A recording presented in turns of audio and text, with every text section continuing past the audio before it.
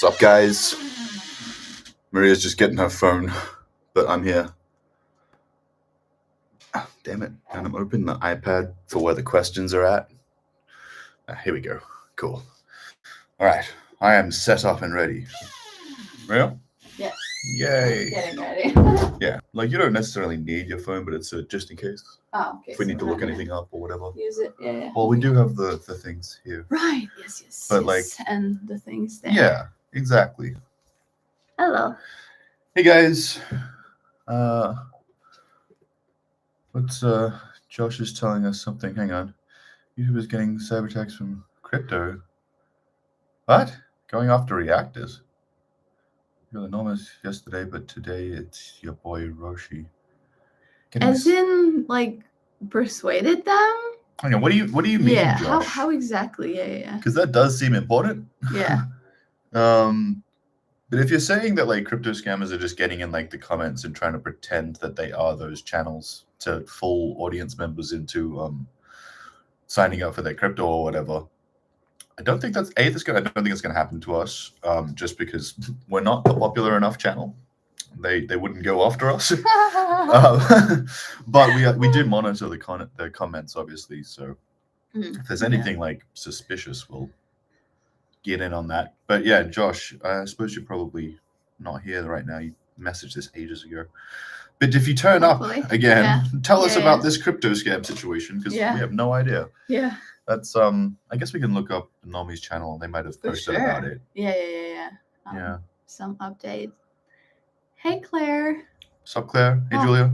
I'd love to visit Wales. Okay, and Jeremy has some kind of answer. The Nomi's whole account was straight up hacked and replaced by crypto scammers the other day. Oh, I see. Oh. Okay, well, yeah, that makes sense.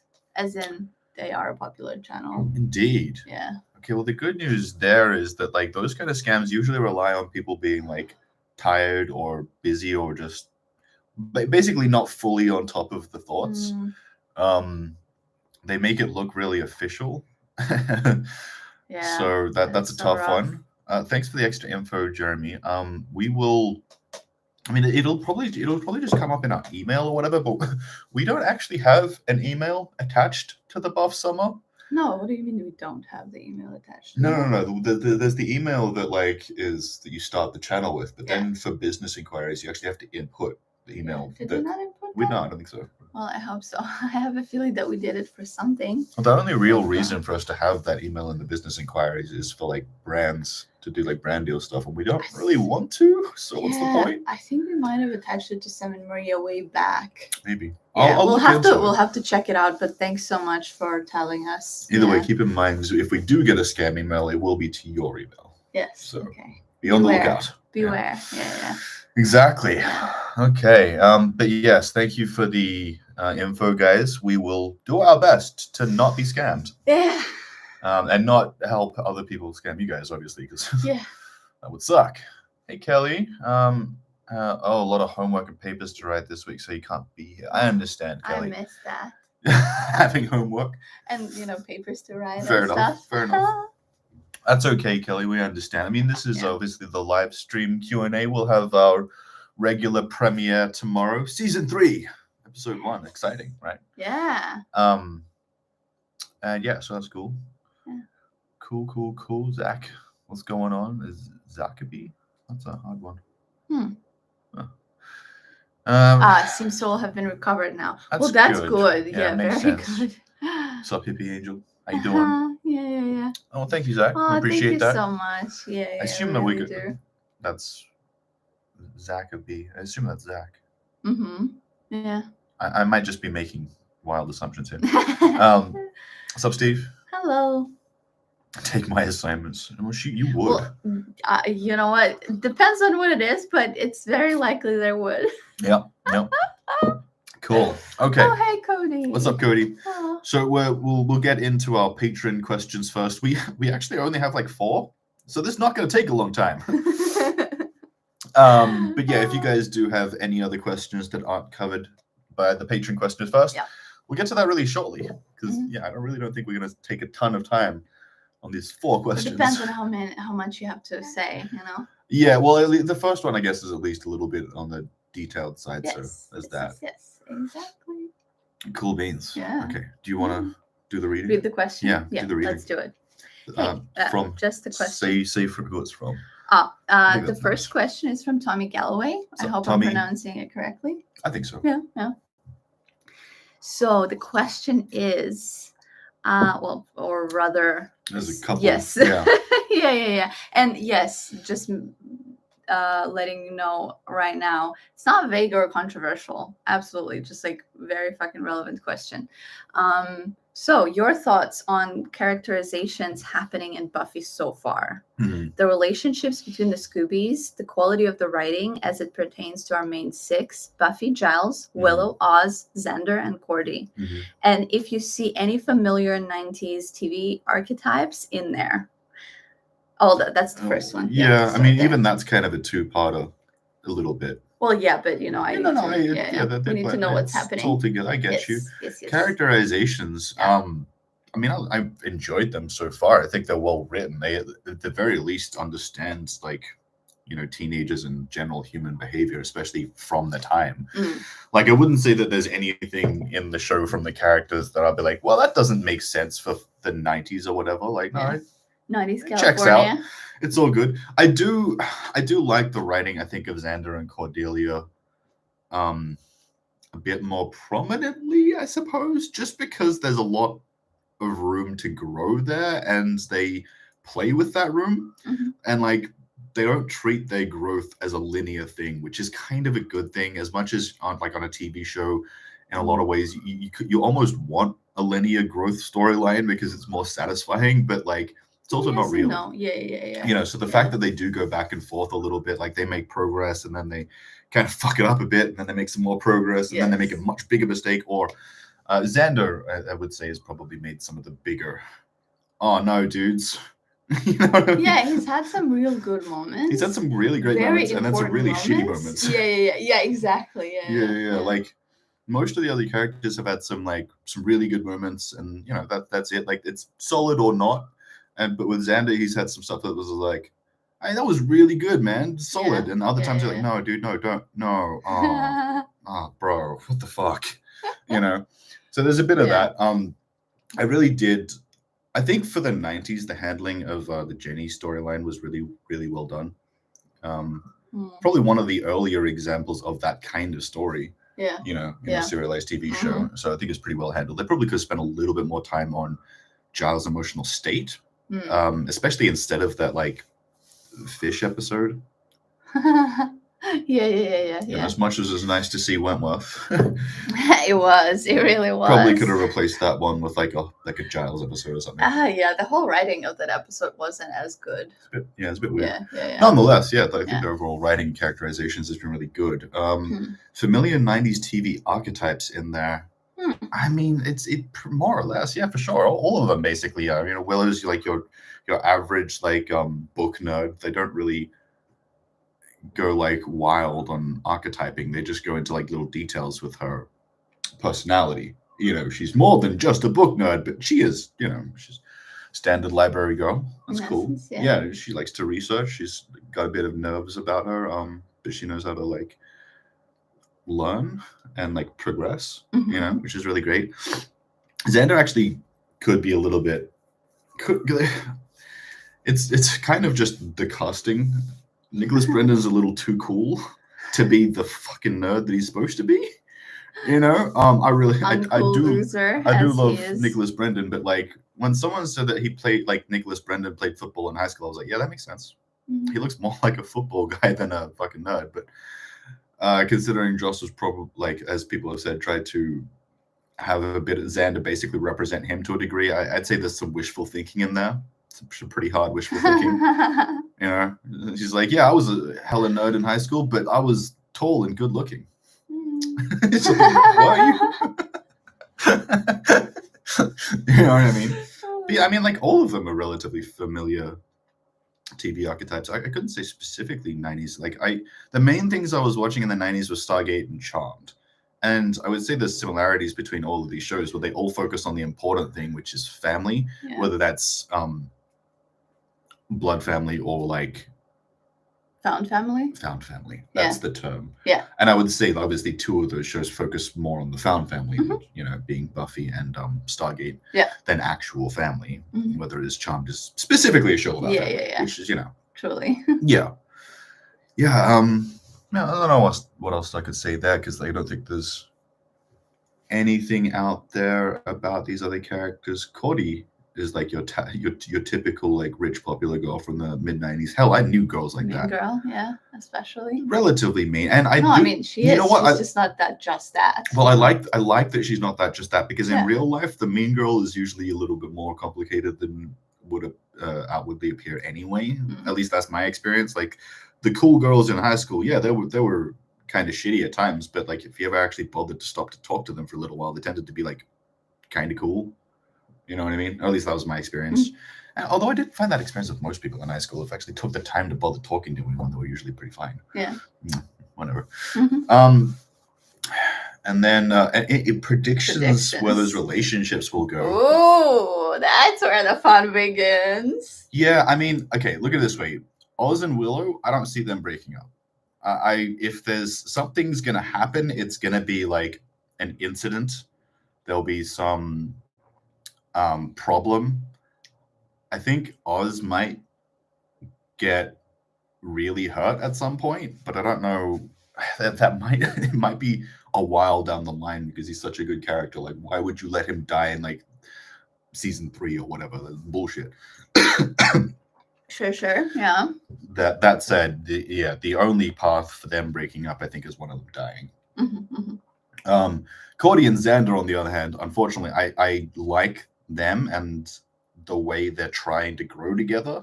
I will say that the amount of missteps that they've had along the way doesn't bode well for their future. I would say that they're probably likely to like break up and get back together at least 2 or 3 times. One of them, at the very least, is going to get real pissed off at the other. Probably both, all things considered. If I had to guess, I would say Xander's going to do something stupid. But you know, I wouldn't put it above Cordy to ruin things on her own. Yeah. I mean, they're definitely on a different level to Willow and Oz in their personal development, for sure. Most definitely. Yeah. You know, the one other relationship I want to see the development of more is Spike and Drew. I want to see how Drew responds to the end of last season. Yeah. And how she's going to treat Spike moving forward. Yeah. I think this is the most interesting thing there. I do not think that they're going to stay a lovely, happy couple for particularly long. It just seems too chaotic, you know? And honestly, it feels like Spike is not really fully gone. Like, there's a certain amount of whoever he was still there.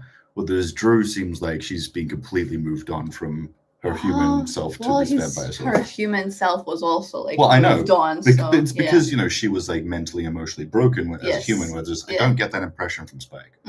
You know, he seems like he was trying to do a vampire at some point. You know, so I guess we'll see there. Yay. I guess that's everything for Tommy. No, I mean, obviously the most important fashion the most important question. Yes, right. Will the fashion analysis continue? Yes, we did talk about it in the next episode. Yes, a little bit. Which we filmed already. Yeah, like there was some things in season 2 where it was like they were just wearing the same shit. Like, there's only so much to comment on.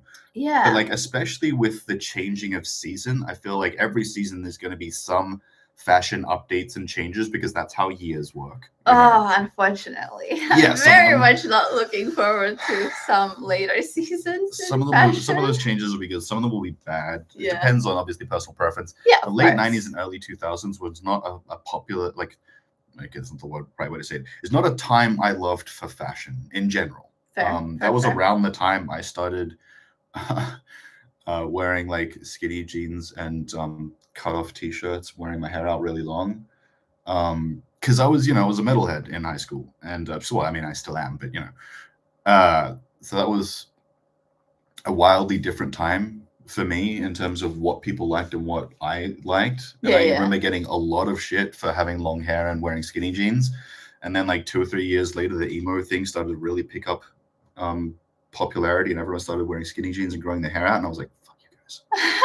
This fucking sucks. Oh, that is so funny to actually like hear. But yeah, that's After. why I do tend to have some negative opinions of those fashion at the time. But I am mostly just joking. Like, I'm not mad at anyone.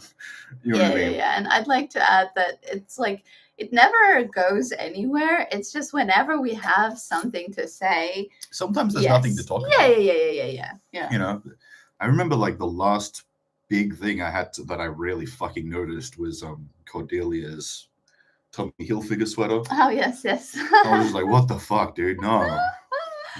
What's going on here? You know what? I gotta say, I Mm. was disappointed with Buffy this season. Like, she had Fashion-wise. some good looks for sure, Mm. but a lot of her looks were like, eh. I feel like they kind of have to make her a little bit safer on the fashion choices so that she can be relatable to more people. Maybe. Yeah. Like, I would understand if they were like dressing her a little bit more for like fights and stuff, but not everything. Doesn't seem like Or they're doing yeah, that. I know Yeah. it wasn't. It was Mm. just like sort of not very fitted and also not like oversized and relaxed. It was something in between, and that's kind of like the worst thing in my eyes. Like, you either go with fitted or not, and something in between just kind of, it's like it's not on a person and it's on a hamper, you know. Yeah. So that's kind of how I felt about Buffy this season. That's fair. Not all the way through, because some things are really cool, you I know? can't say overall, but I can say that Yeah. that one shiny jacket, I know damn well how well those things move, and the answer is not good. You ever tried to, like, you know, like I grew up, you know, athletic. I do a lot of like sports and whatever, and I can tell you from experience that trying to do any sports in more formal wear or fashionable stuff is not a good plan. I, in my teenage years, tried to occasionally look a bit more fashionable while I was skating. There's a poor choice. Don't try to look fashionable while you're skating. You're just going to rip up decent clothes and look like a knob, honestly. So just wear whatever the shittiest thing you can find is for skateboarding. Well, comfortable. Yeah, comfortable. Yeah. Although a lot of skateboarders have taken that way too far. Now they wear those like ridiculous like parachute jeans. And I wouldn't even think that it was comfortable. Not but now. Yes, They've been doing that since the 90s. They just never stopped. I was really disappointed to come back to skateboarding and be like, what the fuck? Anyway, I'm getting off track. Yes. Off track. Yes. We need to get to the next question. But yes, fashion analysis is if going anybody, to continue. Yeah, if anybody wants to bring it back later on, I'd be happy to. I have a lot to say. Yeah. Once we get through these. Nope, not that. There you go. Cool. Brian, this is for you. Okay, so I guess I should. Yes. Yeah, okay. So Brian Chance is asking something that not direct to Buffy, but did come up in Buffy. So Brian's question is, has Maria yet given I Can't Make You Love Me another chance? Now, if you're not sure, that's I Can't Make You Love Me by Bonnie Raitt. There have been multiple covers. Honestly, it makes me feel so good, this question. It's like such a specific. fucking heartwarming. No, it's just like, but no, I haven't. No. Like, obviously, like, you sing it from time to time. I sing it sometimes. Yeah, and it's all right. Like, I love the song, but she doesn't love the message of the song, which I do understand, but it's like, it's not a message. The song is how you feel at your worst. Sure. you Yeah. know, in that specific context, obviously. Yeah. But yeah, for me, like, as a songwriter, I would say a song like that, that song is more therapy than it is anything else. Yeah, like, the I writer. can't say that it's like it's a bad song or it's unimportant or anything. No, it's very valid and really good important. song, It's just I don't want to listen Makes to you it. too sad. Well, yeah, I mean, It's a fucking depressing song. yes. Yeah. No doubt. Absolutely. So it's just that. Yeah, that's fair. Okay, up that way. Correct. Ebony, okay, you. Yes. You. Yes. What are your thoughts? Yeah. First of all. Well, you already said. Well, I know, but read full name and the full question. Okay. Yeah. So, Ebony Cameron, that's from you. My question is for Sam, because Maria is already in the know. Mm-hmm. What are your thoughts on what has happened to Angel? How you think we might see him again? And what would you like to see from his character moving forward? Ooh. Okay, on the what has happened to Angel, that's a rough one, because no matter how much we've discussed this and how many different explanations people have tried to give, hang on, my foot is stuck. There we go. Okay, how many explanations people have tried to give? Ultimately, I don't really still feel any more solid about the soul versus not soul thing than I did before. It very much seems, I guess maybe inconsistent in the writing, but the idea that a demon moves into the body and just has their memories or whatever, it just doesn't really function in the way they've written it. Like the character, like the way some of these characters act, Angel, Spike, all of them. Oh, okay, we're just talking about Angel because there's the other one. Yeah. But the way these characters, the way this character acts is like feels incongruent with the idea of him being two separate people. Like a lot of the storyline really only functions around him actually still being one person. There's just two sides to him, which makes a little bit more sense to me. You know, there's the bad half and the good half. Yeah. You know, but you know, if we're going with the idea that it is two separate souls or whatever, the demon and the human consciousness or whatever, then I say that he's been done wrong, and someone needs to fucking fix that shit. If he is just kind of one person and it's all one soul, then that's shitty, man. But you know, he did some stupid shit, so you know, how we might see him again. I wouldn't be surprised if there was some kind of hell mishap and he just kind of broke out.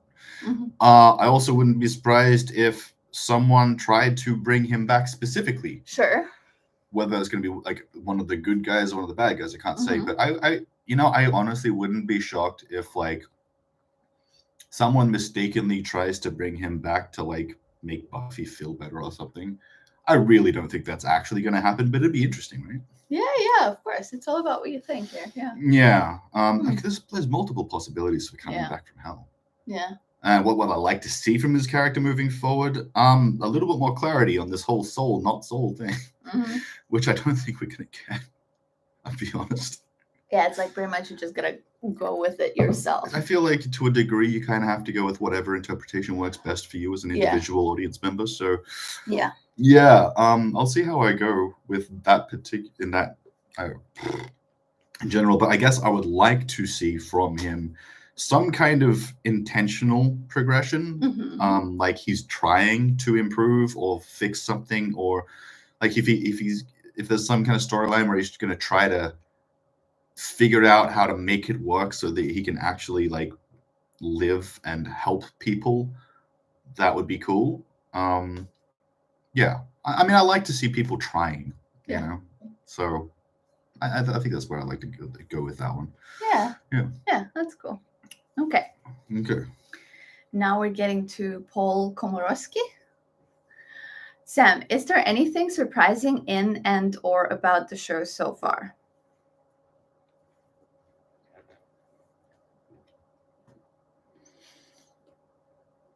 Honestly, no, not really. And I know that's probably going to be a somewhat disappointing answer because people really like surprise. Yeah. And as people get somewhat disappointed when I'm not surprised by certain things, so I'm sorry. That's a tough one. But no, not really. Like the truth is that like because I've seen so many like good quality sci-fi and supernatural shows, I'm not generally like I don't know. I'm not looking for the twist or the mystery. I'm looking for how well executed they do this version of the story, even if it is one of the earliest versions of whichever story they're doing at the time. I really have to think about surprises. Like it wasn't really a surprise that Angel, lost his soul and went bad. It wasn't really a surprise that Jenny died. It wasn't really a surprise to see Willow continuing to hone her magic skills and enact the curse. Yeah. Kendra dying, same thing. That was a touch more. Yeah. On the surprise side, but not really. But it's more because we're like, what's happening? Yeah. Well, the problem with the Kendra thing is that, like, if you think about it from a writing perspective, it becomes really obvious that something has to be done with her character, and the easy thing is just kill her. You know what I mean? Yeah. Because from a writing perspective, there's two Slayers, one died briefly, and now there's just two. Yeah. I feel like it's like a bit of a glitch in the system, and like the system would autocorrect. But also, again, from a writing perspective, it's like, what do you do with this other Slayer? The Flash had a really similar problem when they introduced Kid Flash, and they were like, well, what do we do with this other Flash? They didn't have any story for him, not really. Yeah. And they tried, just didn't really work. You know what I mean? So yeah, that was not really a big shock. Yeah. Come on, something.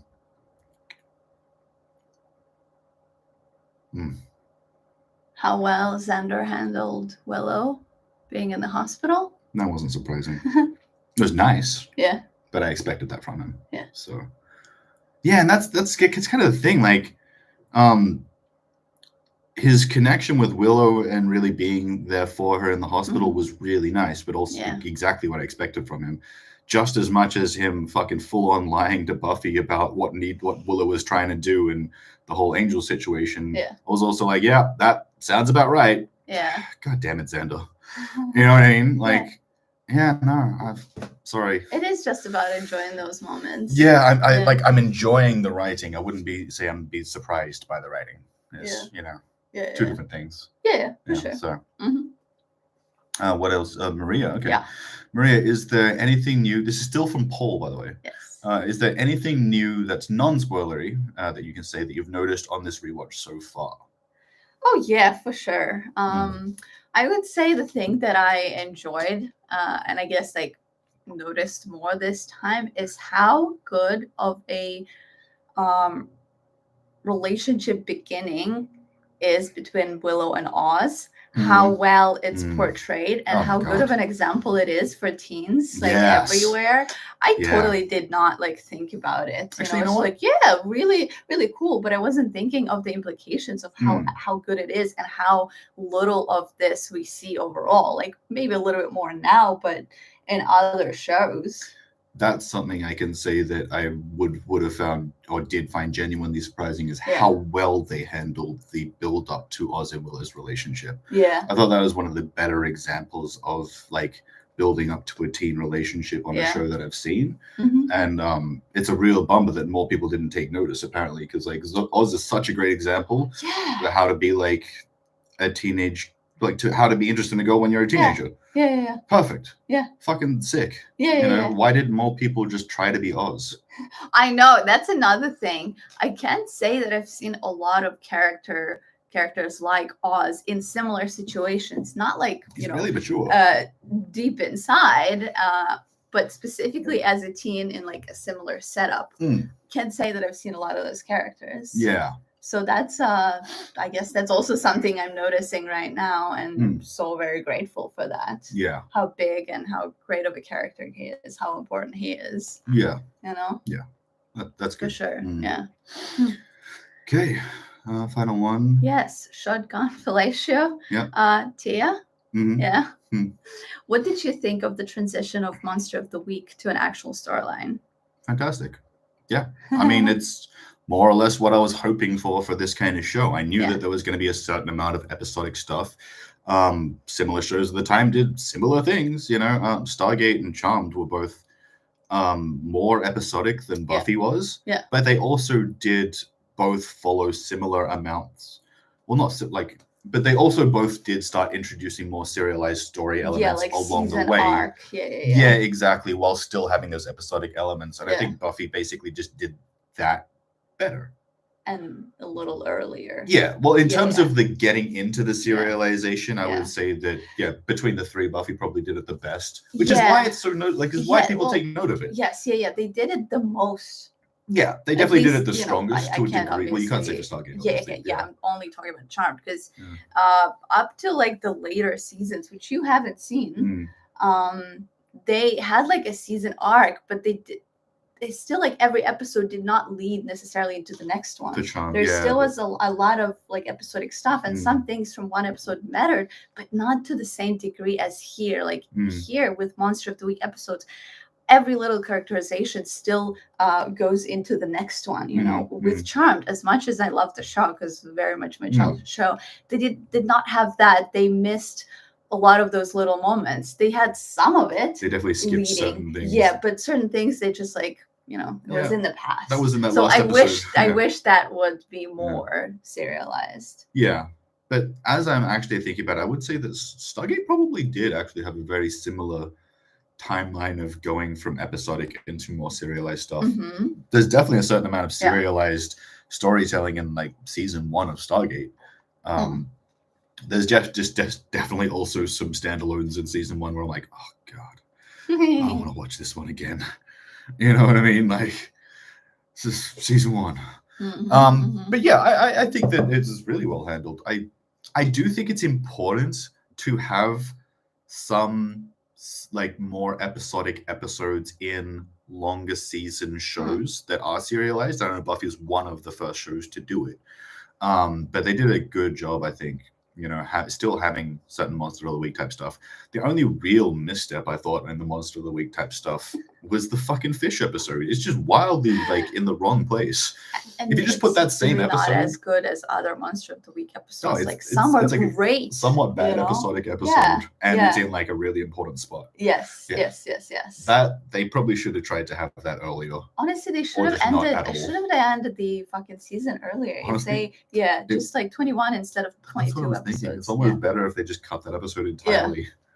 Yeah. As much as like I like enjoying It's not it even a right bad now, episode. there are like Oh, it some kind of cool is, but- things in there. Yeah. But overall, like for the story, when you think about it, yeah. And there was definitely some like, man, you did not know what you were writing in that episode, Yes, right? yeah, exactly. Specifically in that episode, yeah. So Yeah. that's interesting. Yeah. I like to think that season 3 is not going to have a Fish Boy episode, and I don't mean specifically Fish Boy. I just mean like another one that's This like kind. like wildly out of place Mm, episodic mhm, Monster of the Week type of thing. You know, so, Yeah. some Monster of the Week stuff has to happen, especially like during the Mm. early and middle parts of the season, I think. Mhm. But yeah, for the last like 3-4 episodes, you've got to stick to the storyline, man. You know, Or just have a very important like one-off as the ghost one. You like can- it was look, you it can was have a Monster one-off. of the Week, but it was so tied to what was happening. yes, you can't like that. You can have like a one-off or like a thing that's not tied into the other story elements if it's tied into the thematic elements of the season. Yeah. If it feels right, regardless of the story not tying in. For sure. You know for what I sure. mean? And I think that's more or less what you're saying. Yeah, right? that's and that's mostly what they do. Yeah. That's why it's so fucking impressive. Mm. Not even being the first fucking show to do that. Mhm. You know? Good stuff. Yeah. Okay, so that is all of our Patreon questions. Concludes our Patreon questions. Yeah. Yay. So I guess we're gonna go back a little bit in the chat and see what you guys want to know. I think I need to go back a little bit more. That's pretty much Yes, yeah, it. pretty much. Oh yeah, so Cody's just like, how did you like season 2 overall? Yes. Sorry. Yes. No, it's more or less what I was expecting from a season 2 of this kind of show. Yeah. So yeah. I'm like, given that it was more or less what I was hoping for season 2, I would assume that season 3 is going in a season 3 direction. Basically, just getting a little bit more involved. We know these characters now, so we're going to get into like a little bit more about them. It would be nice to get a little bit more like backstory on any of the individual other Scooby Gang characters. It'd be nice if we had like 1 or 2 episodes that are specifically focused on one of the other characters or a couple. Like maybe we have like an Oz and Willow storyline, or like a Cordy and Xander storyline, or maybe it doesn't have to be romantic focused. We can have a Willow and Xander storyline that just gets into them and their relationship. That kind of thing I would like to see more of. I think. Yeah. I mean, character development. Yeah, for sure. That's pretty. Yeah. It's cool. Yeah. Have enjoyed your watches. Thank you, Steve. Yeah. Appreciate it. Thurston loves Buffy. Yeah. Sam, which character are you looking forward to seeing like more of? Because it's not like I know which characters we haven't gotten yet. Yeah. You know what I mean? If that makes sense. Although I guess A there little is bit. one character that I know is gonna turn up just because I liked the actor before I ever started watching the show. That's Eliza Dushku. Yeah. Like I was definitely one of those teenage boys who had a big crush on Eliza Dushku back in the day. No doubt. She was the coolest. But you don't know how she's gonna end up here. No, I know she's in it, and she's probably gonna have some kind of attitude problem. She did that back in the day. I mean, it is kind of her roles. She did a little bit of that. She was standoffish. And an alternative girl. She was an alternative girl. It's true. Yeah, one of those things. So yes, it would make sense for her to have an attitude problem. Absolutely, yeah. I am kind of curious to see exactly what her role in the show is going to be. Mm-hmm. Super curious, but I also think it's probably not going to happen for like a season or 2. So you're just not leave that alone. Yeah. You know Manage your expectations. Yeah. Yes. Like I don't know. I just don't think that she'll be in season 3. It'd be cool if she is. Mm-hmm. But yeah, that's all I really know. In terms of characters that we already know that I'm looking forward to seeing more of. Whistler. I want to know more about Whistler. Mhm. Like, that's a fucking interesting storyline. He's not really good or bad. He's more there for the balance. Yes. Which is really interesting. Yeah.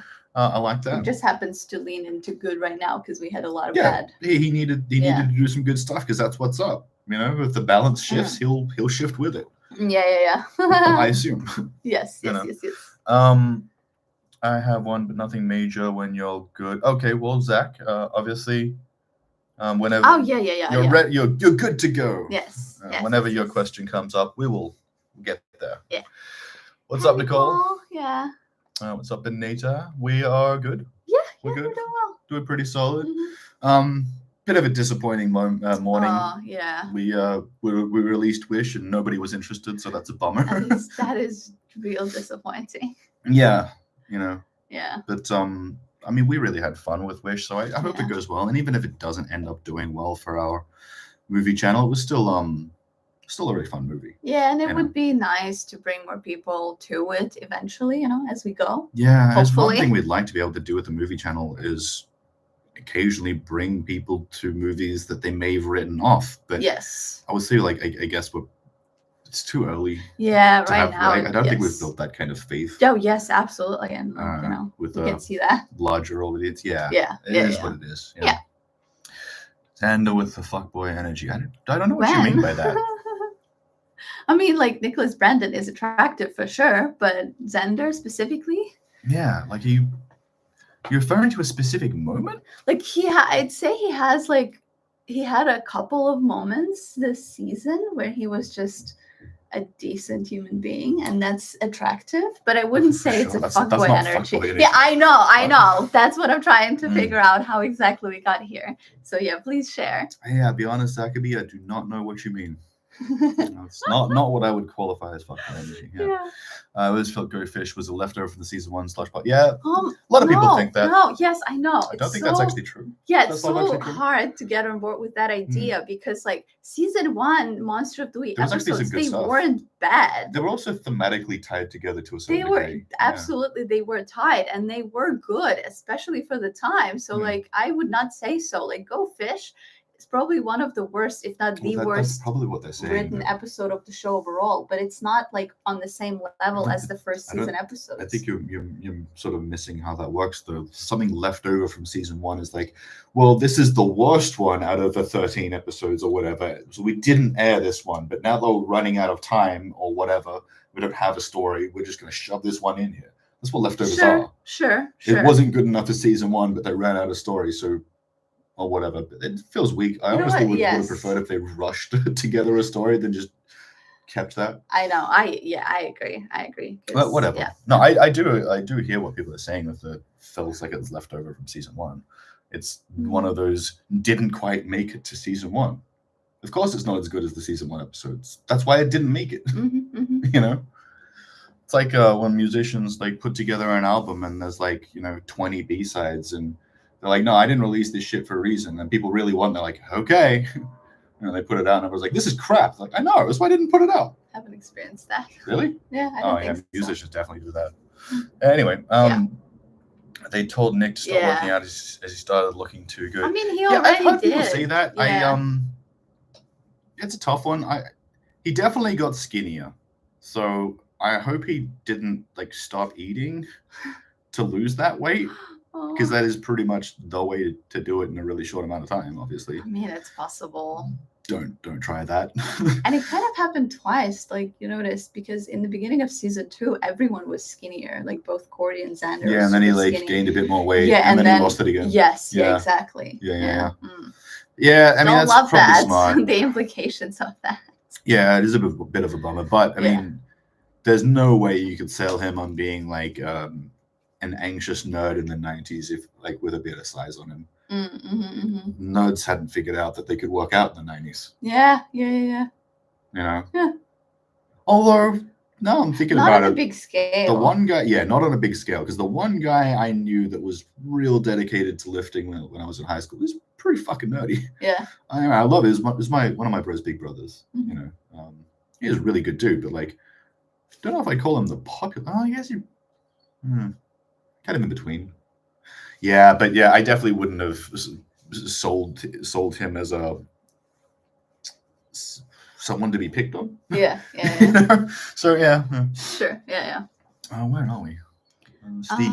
It's probably also yes. WB expectations of what? Cost attractiveness. I think. Yeah, well, yes. Yeah. Oh, of well, course. yeah. It's a weird line that they have to toe.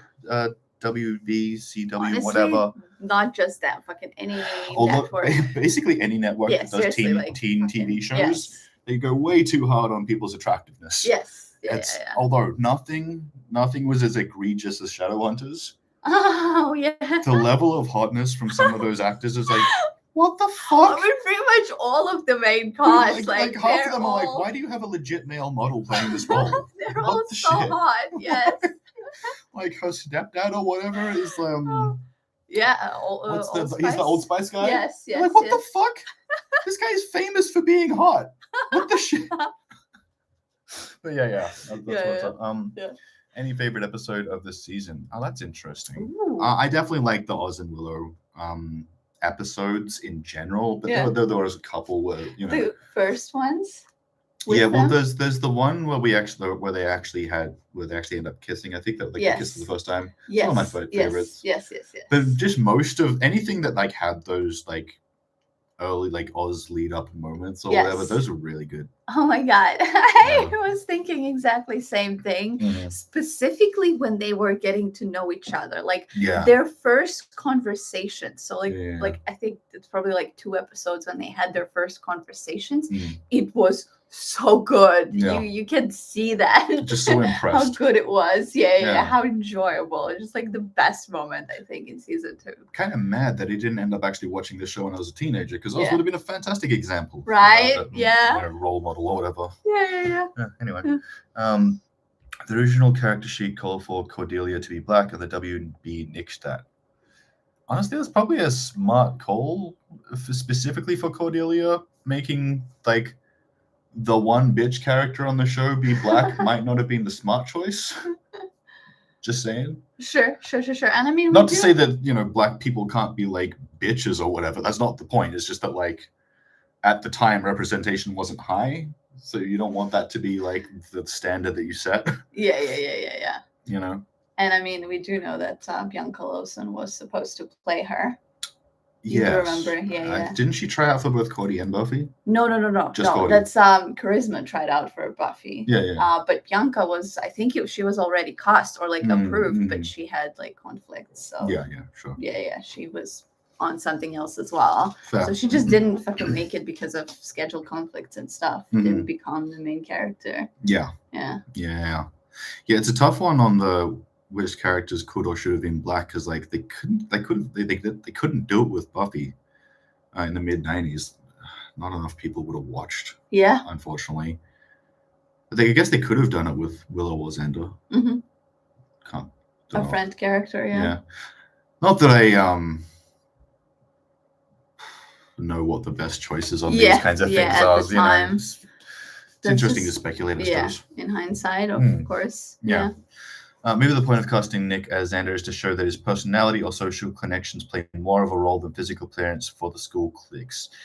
That would have been good if they really did that in any way, because I can fully relate to that. Absolutely. Yeah. But they did not, though. They didn't do that. Yeah. Like nobody saw him being attractive. Yeah. Or nobody sees him being attractive. Yeah, they don't really show any of the other girls. Like basically everyone else in the school treats Xander like he's disgusting. Yeah. Which in some cases I suppose is probably valid. Sure. Not for everyone, but depends on which sides of Xander they've seen. Yes, yeah. So that would be a cool thing, and I think they do that now. Like I show that you can be like a loser and good looking at the same time. Well, not a loser, more like uncool because like nerd for other reasons. Yes, yeah. Totally, yeah, but not actually a loser. I don't think. Yeah, and look, I could definitely relate to that to a certain degree in the sense that like I was in a weird middle ground in high school where like I was athletic and I could, I guess, technically hang with the cool guys or whatever, but I was also super nerdy. I didn't really fit in any one particular area. but like certain point in high school, I started having things relayed to me, started making more female friends, and they would talk. Basically, it came to the point at some point where I realized that a decent amount of people in school apparently thought I was actually kind of good looking, but still thought I was a loser for other reasons. Wow. Basically, what like a fucking thing to find out. being the poor Asian kid, stuff like Yeah. that. But also, I had like a really low self-esteem too. I remember a couple of the girls being like, "Dude, you would be so much more attractive if you were just more confident." Oh, that is wow. Yes, Yeah. yes. And I mean, it was a good thing to say. Yeah. I don't know how well they handled it, but yeah. Yeah, but I do think that is a good thing to portray for a teen show, that like being, a traditionally good looking or even non-traditionally good looking, whatever, doesn't necessarily give you like the advantages you think it would. Maybe it's different for girls. I can't say, but for guys, I would say being, a certain amount of confident and assertive plays a much stronger role than what you look like. Yeah. I mean, for girls, kind of the same, because the way you hold yourself. I don't think it's to the same degree, but I do agree that there's some degree of that. It really, because then it shows up in everything else. For sure. How you take care of yourself and everything. Yeah, I've definitely seen plenty of examples of like fairly good-looking girls that just don't think that, so they don't try to portray that, and they ultimately end up looking way less attractive than they actually are. Yeah. You know what I mean? For sure. Yeah. 90s fashion was weird. I wouldn't say so. Like times. every decade, you can find something weird there. Yeah. Okay, we've you guys really? have done solid on the questions. Hang on. I was totally grunge at 7. I would love to see that. Fair, yeah. I was not. I did listen to some grunge in the mid-90s, but I really didn't like Nirvana, or like Pearl Jam was the worst. Eddie Vedder. I hate Eddie Vedder's voice so much. That fucking so yelling bullshit is so shit. Yeah. But I listened to Silverchair because I'm Australian, and there's Silverchair. I didn't think of like as a Seattle grunge band. They were just an Aussie band of teenagers. They just happened to kind of be grungy. Or definitely whatever. Anyway, I wasn't really a grunge kid. Yeah. 7? Wow. No, I didn't get into it or learn about it until later on. 7, I was listening to the Offspring. But I didn't know anything about fashion. My only fashion Green Day, was surfing. Sum 41 was more like it for me at the time. Avril Lavigne, and a little bit of like hard rock, like Scorpions and stuff that get passed on to me by my family. So yeah. Weird but fun. I mean, that's actually a good description. JNCO and skate. Zach, I don't know what you mean.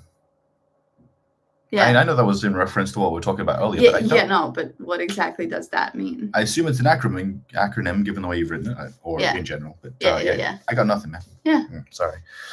And we do love Mr. Pointy and Kendra. Yeah, I mean, it would be nice the Mr. to get Pointy more thing was of great. her. Yeah. I mean, I like to name stuff ridiculous shit too, so. Oh, yes. And I like to talk to things, so. Absolutely. Oz is marvelous, it's true. Yes. That's, such an important, interesting representation at the time. Yeah. Yeah. Oh my God. I wish that was more of a normal thing for sure. Yeah. So, Maria, any predictions for Sam for season 3? Predictions?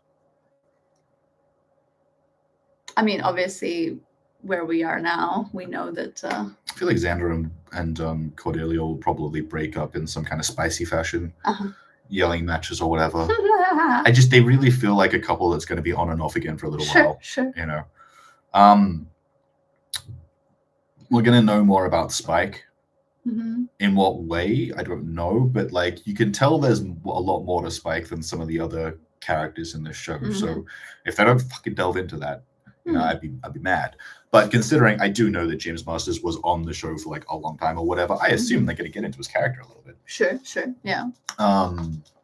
I assume Angel's going to be back much sooner rather than later, considering he's still technically like a main character or whatever. But besides that, that's about it. Yeah. Fair.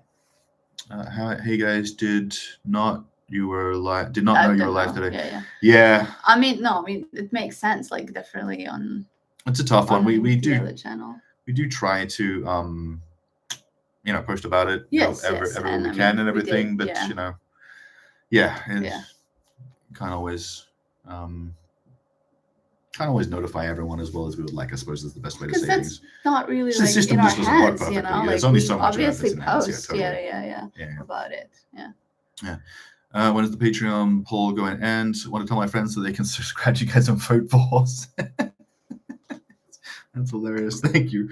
The Patreon poll. Okay, so we want to run the Patreon poll for like a week.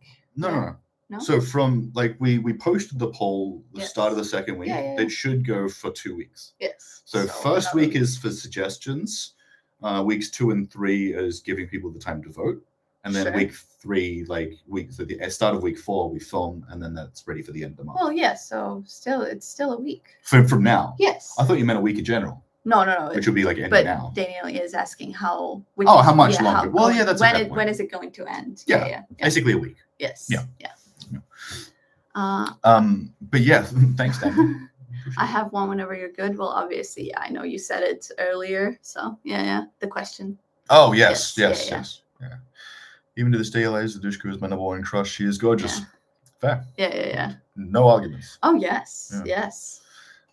Not the old girl. Essentially the same question, but Sam, what are your thoughts on Giles? Overall? Yeah. Giles is epic. I like him a lot. I want to see more of Giles' story overall. I definitely think that we could have focused a bit more on Giles after the Jenny death. Like I did say that before, Definitely. But we should have had an episode focused more on like what Giles was going through instead of that Go Fish episode. Yeah. But no, Giles is great. I just wish that we were getting a little bit more of him, which I assume we will over this course of the show. For sure. I like to think. Can definitely relate to him on several levels. Mm-hmm. Definitely not the awkwardness part, but not as much these days, especially everything else. Yeah. This one's for you. Oh yes. Any big surprises to me for in your reaction? Yeah. Maybe I can't believe he thought that, or even I can't believe he missed. I can't really say that. One thing I guess. Pretty well. One thing I guess I can say, but it's not actually about season 2 because we filmed season 3 first episode, and it's going up tomorrow. So obviously we've already done that. I think the more surprising thing for me was that, but it's not really surprising, it's just like, it makes sense. Like you thought that Buffy would be away for longer. Oh yeah. But I can't really say that it's surprising. Like it makes sense in terms of other shows. It really doesn't relate to season 2. Well, I guess it comes out of season 2. It does. Yeah. But about season 2 per se, like I knew which things, like he's gonna know which things are gonna happen and all. It's more about how he enjoys it, how he reacts to it, but not in terms of I can't believe he thought that, because I guess we know each other too well. And at this point, and overall, like I know your experience with shows and TV. Shows and movies and stuff, and like storytelling overall. Yeah. So it was just like the moments that I was like, oh, I'm looking forward to this one just to see him enjoy it. That was like, that is my thing most of the time. Yeah. Sure. Yeah. Claire says, if you had to get rid of one character, who would it be? Get rid of? You mean out of the main characters? Well, she didn't say that. Yeah. Any character, I suppose. Well, it has to be. Mm-hmm.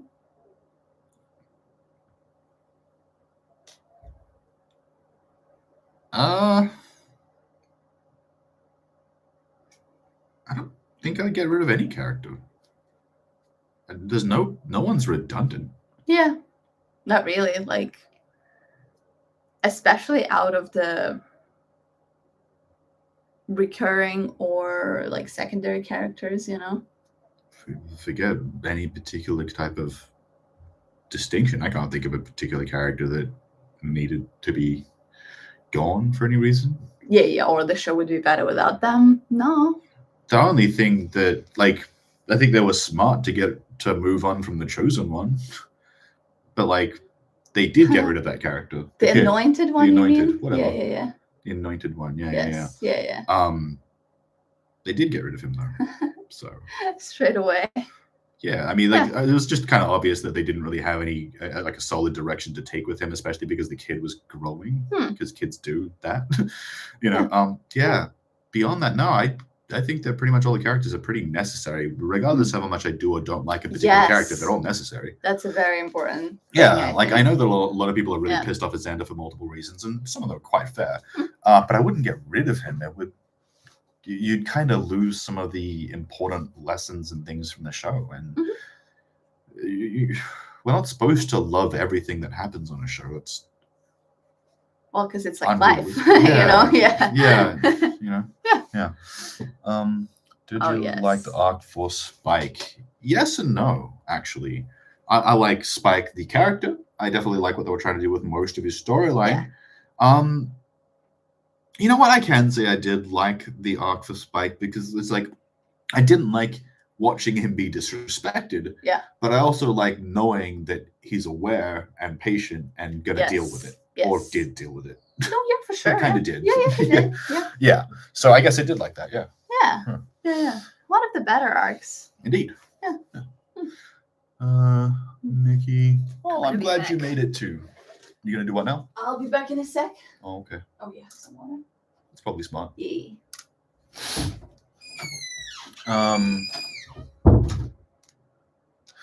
Okay, Nikki. If anything, Wish only came out 2 hours ago for me, and I just got home.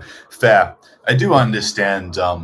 It's maybe not the best day to be releasing stuff, and like, it's kind of hard to know when the best time to release stuff. I traditionally used to release stuff like kind of like middle of the night for us, which is like somewhat early in the morning for America, and like kind of midday/afternoon for Europe. I really don't know. I don't think that it's unfortunate though. I don't think that the release time is going to make a difference.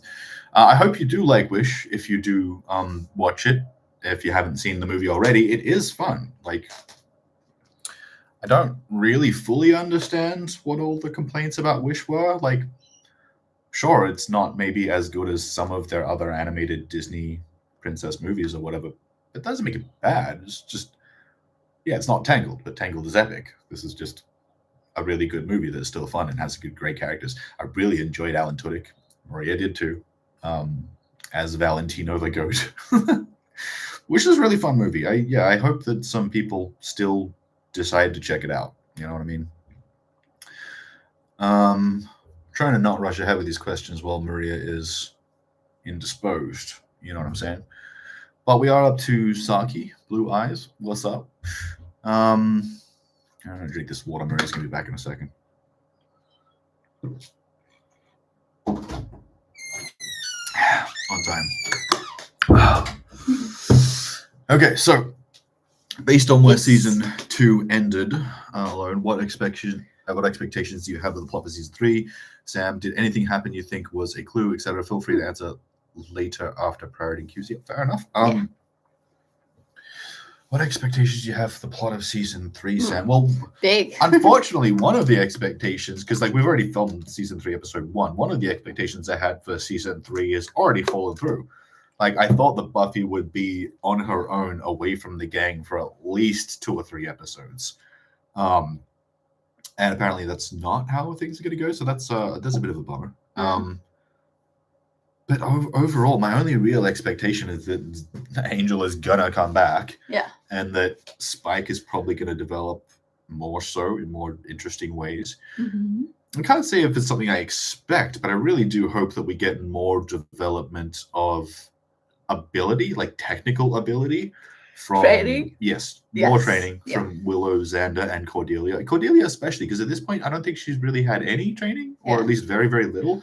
And I would really like to see her be a bit more capable, because I think she has that in her, like the other characters do, of course, too. But she seems to be the one people would expect to be the most useless. But I think that's bullshit. You know what I mean? Sure.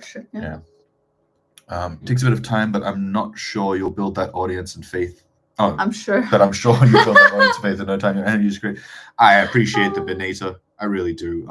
It's a tough one to say because like the market is quite oversaturated right now. Every time I look through the movie reaction page, I'm like, man, who are these channels? When did they come up? And they're doing like pretty good. You know, there's a bunch of channels doing pretty good that I've never heard of. Yeah. So yeah, I actually have no idea if there's even room left in the movie reaction space for us to build. But we are trying. Yeah. You know, I hope that things will go well. unfortunately, it did go better the first time around with the movie, but there was a little bit more Fucking obvious timing. Yeah. I know we were the Yeah. right people at the right time for that, so it's a little bit different this time around. The circumstances Yeah. outside of that Totally different, also. Yeah.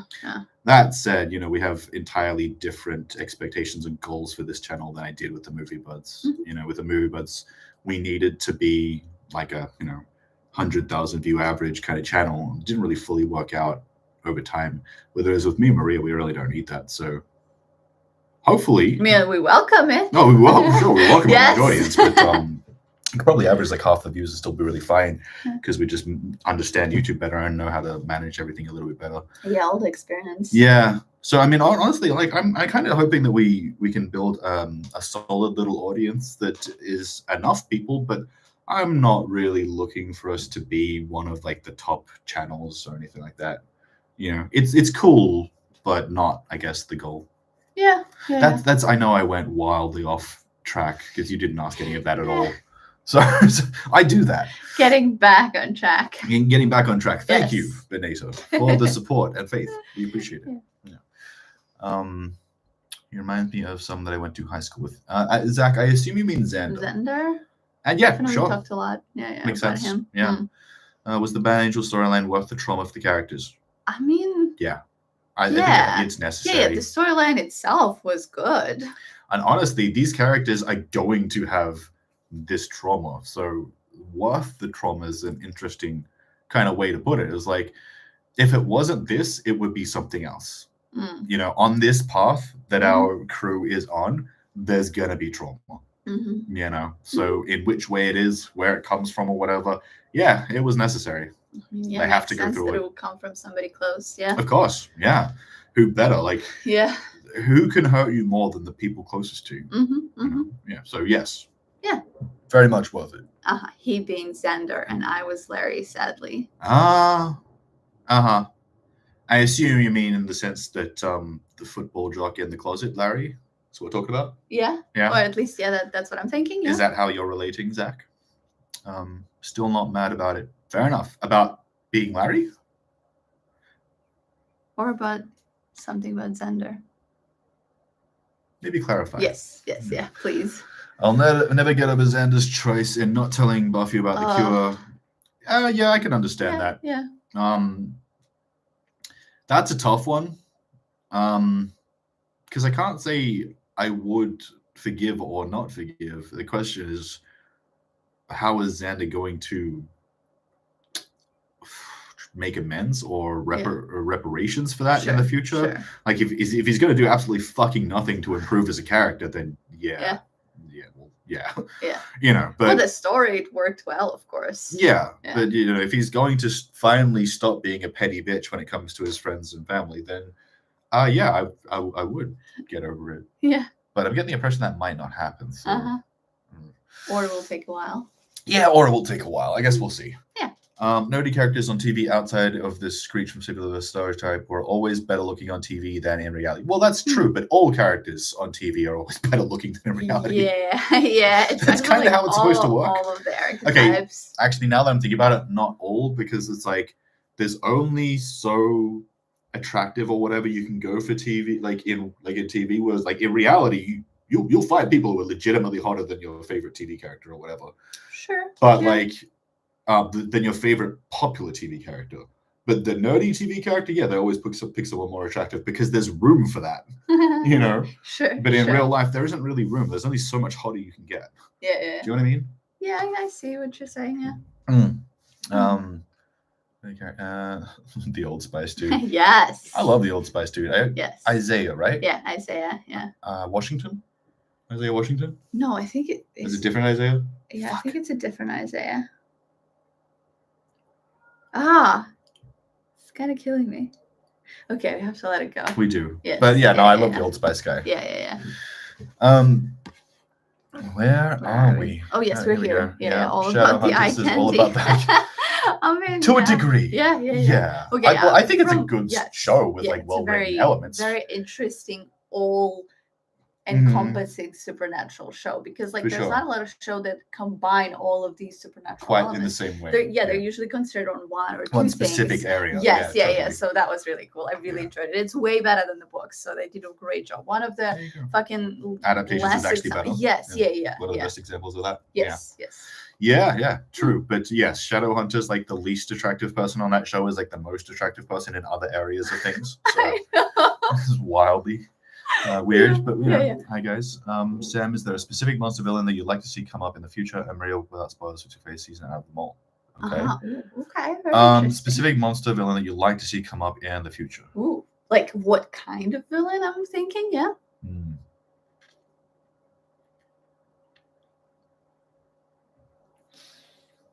I mean, if you're thinking like in terms of like different types of monsters or different types of characterizations, those obviously to a degree are two different things. In terms of like what kind of other monsters, I assume we'll kind of get through all of them, so I'm not really thinking specifically in that sense. But I definitely want to see more smart characters. Yeah. One of the bombers. Oh my god. In season 1, I do think was it the judge? That's Brian Thompson? Judge was season 2. Yeah, I didn't mean season 2. Yeah. The judge, like the one that gets blown up with the missile launcher. Yes. Well, that's a really fun moment. Whoa, what a fucking idiot! What a goddamn knob! He sees someone pointing some new thing he's never seen in it before, and he's just like, "I've handled everything else before." You're like, "Can you get torn apart? Then maybe fucking take it seriously, dickhead." Just giant idiot. If the big bad decoy. Yeah, if we could have some of the villains just be a touch smarter, I think that would be golden. Cool. Yeah. Yeah. Like Spike is the smartest out of the bad guys so far, and he's not really the bad guy. He's a guy who does bad stuff sometimes. It's a tough one. Yeah. What's your favorite season of them all? Okay, so favorite in terms of story, in terms of what's happening. You know what? I'm gonna go with season 3 as I have the most like connection to it, the most like sentimental value for it. So yeah, I have to go with that. But I definitely like some later seasons and some things from later seasons. Absolutely, very much so. But that's where we are now, and I have such a big connection to season 3 of where I watched it, where I was in life at the time. So that definitely influences my decision. Absolutely, yeah. Same. Xander didn't tell her out of spite. I hate how he seems to grow 1 second, then regress almost as suddenly. I don't hate it. I actually love that.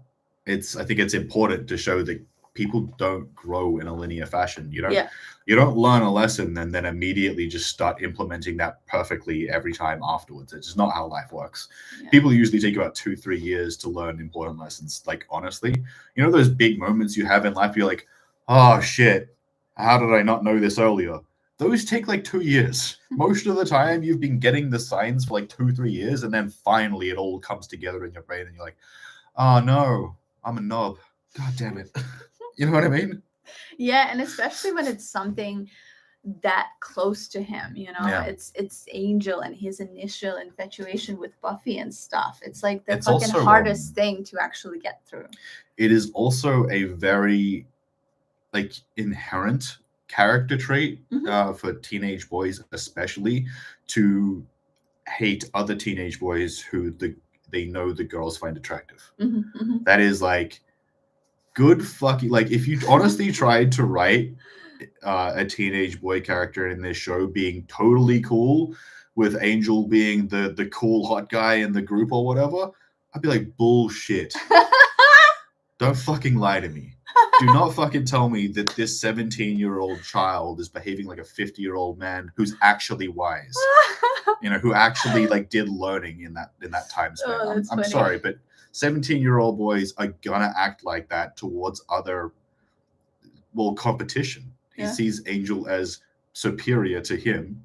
So yeah, he's gonna act like that. Now, do I like it? No, of course not. It's shitty behavior. It's very insecure. But it is also the only way he could possibly act. So that's a And tough grow one. from there, yeah, hopefully. Yeah, like the only reason it works for Oz not having any of that jealousy towards Angel is because they're in entirely different fields. Yeah. They're not competing for the same like attention and attraction. Yeah. In any way. And Yeah. I think Oz knows that. Yeah. You know, like Sure. Angel's not stealing Willow. It ain't happening. You know what I mean? It's like when you're with someone and you know like some guys like if some dude was trying to hit on you, I'd be like, bro, what are you? Stop it. You're embarrassing yourself, man. You know what I mean? Fun, yeah. Just stop. Okay. Oz and Willow, yeah. Yes, Damn yes, straight. exactly that. Mm-hmm.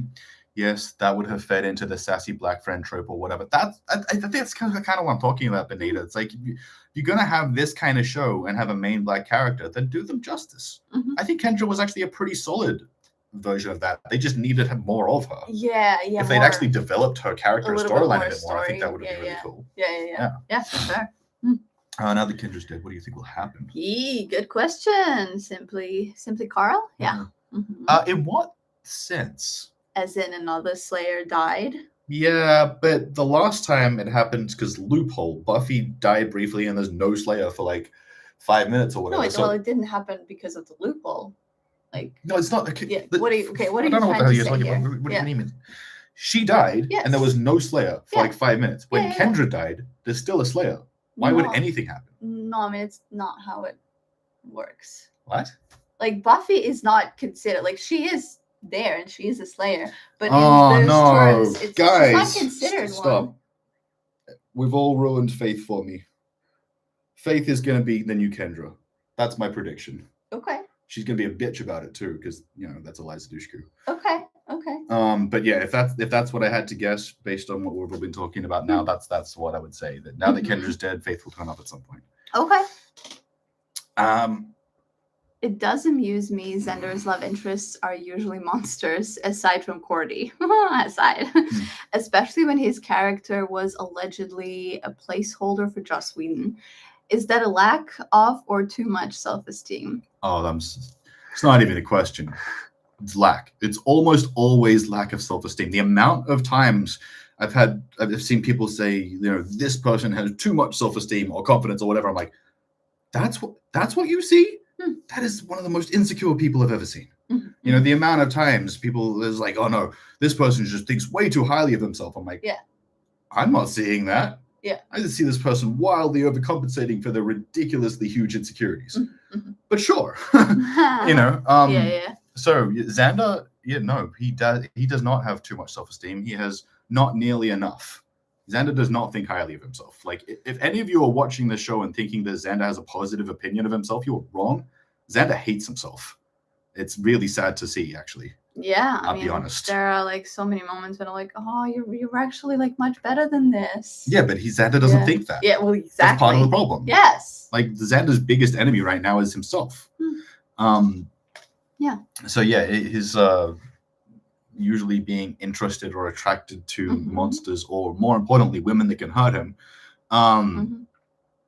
is really just a sign that something is not good at home. And he's being treated badly by his female family members, I would assume. And he thinks that that's what love is. So that's not fun to think about. So there's a big bummer there. Yeah. It is what it is. A friend of mine watched Buffy and said that besides the occasional pop punk bands playing, it's often something he'd call shoegaze. Oh yeah, totally. What's your opinion of his take on whether music and Buffy the Vampire Slayer so far? Hey, Elise, I agree. I fully agree. Like there are definitely a certain amount of music in Buffy. I'm like, oh yeah, if you want to call that shoegaze, I'd be like, fair enough. I don't know if I 100% call it direct shoegaze, like as in the genre, but it's so close. Yeah, it's like a toned down version, I would say. Yeah, like I wouldn't call the music in Buffy pop punk. Like, especially considering pop punk was still a very, very early developing thing in the mid to late At the 90s. time. Yeah, I think yeah. like Dude Ranch had just come out. I mean, the Descendants have been around for a while, but they were literally the only pop punk band for like 10 years. And it wasn't really like a popular band. The Descendants? No, they were wildly unpopular. Exactly. They're only known now because they influenced the pop punk bands of 10 to 15 years later. Exactly. Yeah. But no, I wouldn't really consider any of the music in Buffy as pop punk. No. But yeah, shoegaze, yeah. They had some good stuff in there, and I would say that this kind of music works with. I think it works Bronze. With the show and the Bronze. It works with the situation. I don't particularly like a lot of it, but I agree. Yeah. You know, it functions correctly. Looking forward to the music unifying in season 3. Interesting. Christoph Beck scored half of season 2, including all the arc episodes, but does all of season 3 for. Oh, okay, that's kind of cool. Yeah, I mean, having one composer doing all the music definitely is the right idea. You don't want too many cooks in the kitchen. You know. Yeah, simply lol. Now I want to know Sam and Maria's thoughts on how Buffy is still around while other Slayers are still being cold, because now it does look more prevalent that the Slayer does need a team. What? And how Buffy's still around while other Slayers are still being cold. Well, that sentence only makes sense if you're assuming that I know that another Slayer has already been cold, because if that's not the case, then it's only happened one time. So far, yeah. So far. But now I'm pretty convinced that it's happening again. So that'll be interesting. And yeah, I mean, we do see Slayer having a team now for sure. Yeah. But yeah, I mean, that's going to be the case for almost any hero show. There's a reason literally all hero shows have a team. Yeah. Something that Aaron Spelling said one time is that the heart of any good TV show is family, whether it's found family or otherwise. And I said this earlier, but nonetheless, it's family. And a superhero doesn't really function super well as a TV character without a team. So they're literally always going to do that no matter what. And even if it wasn't the conscious thought that they had at the time, I think that Joss and co knew that she needed to have a team around her for that show to function. You know, it's why something like The Punisher is really impressive as a TV show, because they actually depict the Punisher as he is. He doesn't really have a team. Like at best, he'll have like one or two guys that might help along the way, and they do show that in Punisher. Absolutely. But a lot of Punisher is like him on his own doing his thing, which is a really difficult thing to do for a superhero TV show. Having other characters there, but not on his team. Yeah, they did a really good job with that. I wasn't thinking about that. Indeed. How do you feel about the age gap with Jodie? I'm assuming it's Buffy, because like, what else? Buffy and Angel. Yeah, because same as I felt before. It's wildly strong. It's way too much. Way too many years. Way too big experience. Way too large of an experience gap. Like it's Buffy is. I don't think that Buffy is like a vulnerable teenage girl like any other would be at her age or whatever, because she's a fucking superhero and she's really strong and experienced all those kinds of things. But I don't think that makes it any more appropriate. I don't think that having that influence on her at this particular point in time is healthy. You know what I mean? Like I can sort of get past a certain amount of that age gap stuff for the story and just treat Angel like a person to a certain degree and treat the relationship with a certain amount of respect, but I can't say that I think it's a positive or healthy thing for them to have been together. You know what I mean? Which is probably part of the point. I assume that's what they were doing, because all of the characters freaking allude to it like half the time. Not all. A few of them seem to completely ignore it sometimes. But I never really felt positive about their gap in the first place, and I definitely don't feel positive about it now. It's just I don't think that Angel's a creepy predator or whatever. I think he's just kind of a dumb 240-year-old. Yes. Wow, he's very immature. Yes. For someone who's 240 years old, goddamn. Yeah. He does still act like a teenager. But still doesn't make it okay. Yeah. Thank you guys for making this channel. What has been your favorite moment so far? Well, thank you so much. Thank you so much for the support. We appreciate that. Especially considering like we always knew Buffy was going to be like a passion project. We knew we weren't going to gain like a huge audience. And that's okay. Like we wanted to do it because we want to do it. So for those of you guys who do support us in doing Buffy, thanks so much. We do appreciate it. Yeah. Favorite moment so far? No, favorite one-time monster. Oh. You can't read. What do you mean? What has been your favorite moment? Oh, so you were far? staying on the same. Oh, my bad. Yeah. Oops. Yep. Sorry. What's my favorite moment so far? The Oz and Willow stuff. Yeah. The best thing. Easy. Yeah, for sure. Yeah. I do like a certain amount of the Cordy and Xander stuff, though. It's good to see them trying to grow, even if they're not doing it super well. Yeah, for sure. Okay, favorite one-time monster so far. Shit. Moloch. Oh my god, that was so good. Yeah. Well, yes, pretty funny. Still worth mentioning because I really liked this episode, especially on this rewatch. Like, we're gonna rewatch it again. Yeah, for sure. Yeah. Season 2, I don't know. You know I wasn't what? really focused on the monsters. Ethan Rain. He's not a monster, but I love Ethan. That's a good point. Well, okay, it depends on your definition. Yes, sure. What he's doing. Yeah. Okay. Well, then sure, Ethan. But yeah, he's great. a great character. Yeah. Oh, I just got done watching your episode on Wish. I hadn't seen the movie, and I loved watching with you as a first-time watch. Oh, thank you so much. Thank you. And we're really, really glad that you enjoyed it and watched it because it is a good movie. It is a good movie. And I know that a decent amount of people may not have seen it just due to time factors, not just because of bad reviews or whatever. So, yeah, I really do hope that some more people give Wish a chance. It's still a fun movie, man. Yeah. Giles reminds me of my father in the essential, you know what you're capable of, so go do it. That's great. I certainly mean that in a positive way because that does sound good. Yeah. Yes, it does. My mom's a lot like that too. She's like, look, you put in work and you know what you're doing, so do it. Oh, yes. Mom's always been very supportive. So I can say the same about my parents. Appreciate it, of course. Yes. I feel like back then, writers assumed young audiences wouldn't care about Giles' feelings, which is why they skipped his feelings on Jenny. The Fish episode could have been replaced with a Ripper one. Yeah. I mean, I hear you. I think that's relatively valid, especially considering how early it was in serialized storytelling. They were making a certain amount of just educated guesses. There wasn't a lot of precedent for what the Buffy writers were doing at the time. You know what I mean? So it's not like I fucking blame them for not doing it. I just wish that we'd had that. Of course. Yeah. Ooh, what a question. Hang on. Damn it, Daniel. Where are we? Daniel was here. There we go, Daniel. Yes. Okay. If you guys were part of Buffy's team, what would your roles be on the team? Ooh. Yeah. What a good question. I think it's somewhat obvious that I would just be like secondary fighter. You'd be like a trainer mentor, you know? Oh, you think? Yeah. I'd be the older guy helping the younger guys learn how to fight. Yes. Okay. Fair enough. Yeah. I guess I can see that. I do like teaching. Yes. I like learning and teaching. So. Yeah. But it's like... And I do come from a family of teachers. A lot of my aunts and uncles, both my parents, all teachers. Yes, you could do both, obviously, like the research part and fight physical part.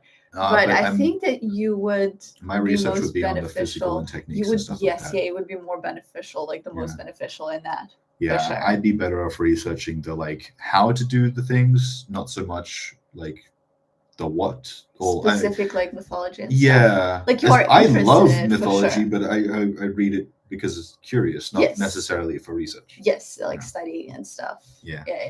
What about you? Well, I would like to do some training for sure, but I think I would be more in the mythology. Yeah, it'd be more of a Willow type. Yes. For sure. Yeah. But I would definitely. I always wanted that connection, that crossover between knowledge and physical aspect. So I would really like to. I'd be fucking best pupil in the fight and training. I think you're very much halfway in a lot of ways between the Buffy and Willow kind of character ideas, who they are. So yeah, just somewhere in there would make a lot of sense. Thanks for a fun chat. Well, thank you, Steve, for being here. I assume you had to bail, so Yeah. Cool. If you're still here, then thanks for being here. Yeah.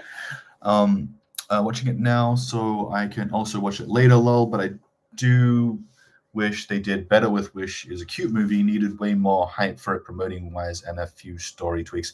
I would agree with that. There's a few little things they could have probably changed. Yeah. Promotion, I don't really know. I mean, I'm not super up to date or aware of everything that everyone's doing in terms of marketing promotion. The fact that there were barely fucking any, like, yeah, that might be part of the problem. We didn't see a lot of promotion. Yes. Yeah, we kind of found out about it like really last minute before it got released. We're like, what the fuck? Yeah, and kind of random. How is this like this new animated Disney princess movie coming out? We didn't know about it. Big deal, right? Yeah, no, that's fair. They definitely could have promoted it better. Yeah, but the story-wise, I would say, I don't know. I guess little tweaks here and there, but that's not specific to this one movie. All the that's true for Disney movies, I would say, I would like little tweaks. Yeah, I think that's the one thing is like I could absolutely say, I would like some little tweaks for Wish, but not more so than any other previous Disney animated movie or most movies in general. I know. It's very rare that we're going to come across something and be like, that was perfect. Yes. Fucking never happens. Oh my God. It just that was really good, and I liked most of these things. Yeah. Yeah. All the examples are sort of in the past. Yeah.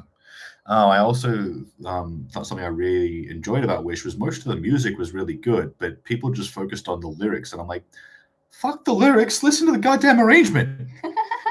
The melody. Yeah. The build up. The build up. The well-written like songs, one of the best the things. lyrics just aren't like the most important thing. Sure. Whatever. Only one more question. Oh, Zach, you can ask more if you want. Oh, hang on. Just before we get to that, Meg said Isaiah Mustafa. That is exactly right. Mustafa. Yes. You know who Isaiah Washington is? Which one? No, what you said, Isaiah Washington. No, I know, but no. Which one? Who is Isaiah Washington? The 100. Oh, yeah. Jaha? Yes. Yeah. Yes. Totally. But yes, Isaiah Mustafa. Yes. That's the guy. Love him. Yes. He's awesome. Yeah. He seems so nice. Yeah, he's nice, and he he's has funny. a sense of humor. Yes, yeah, he's funny. So it's obviously he's a fucking whole package. Yeah, I like that guy. Yeah.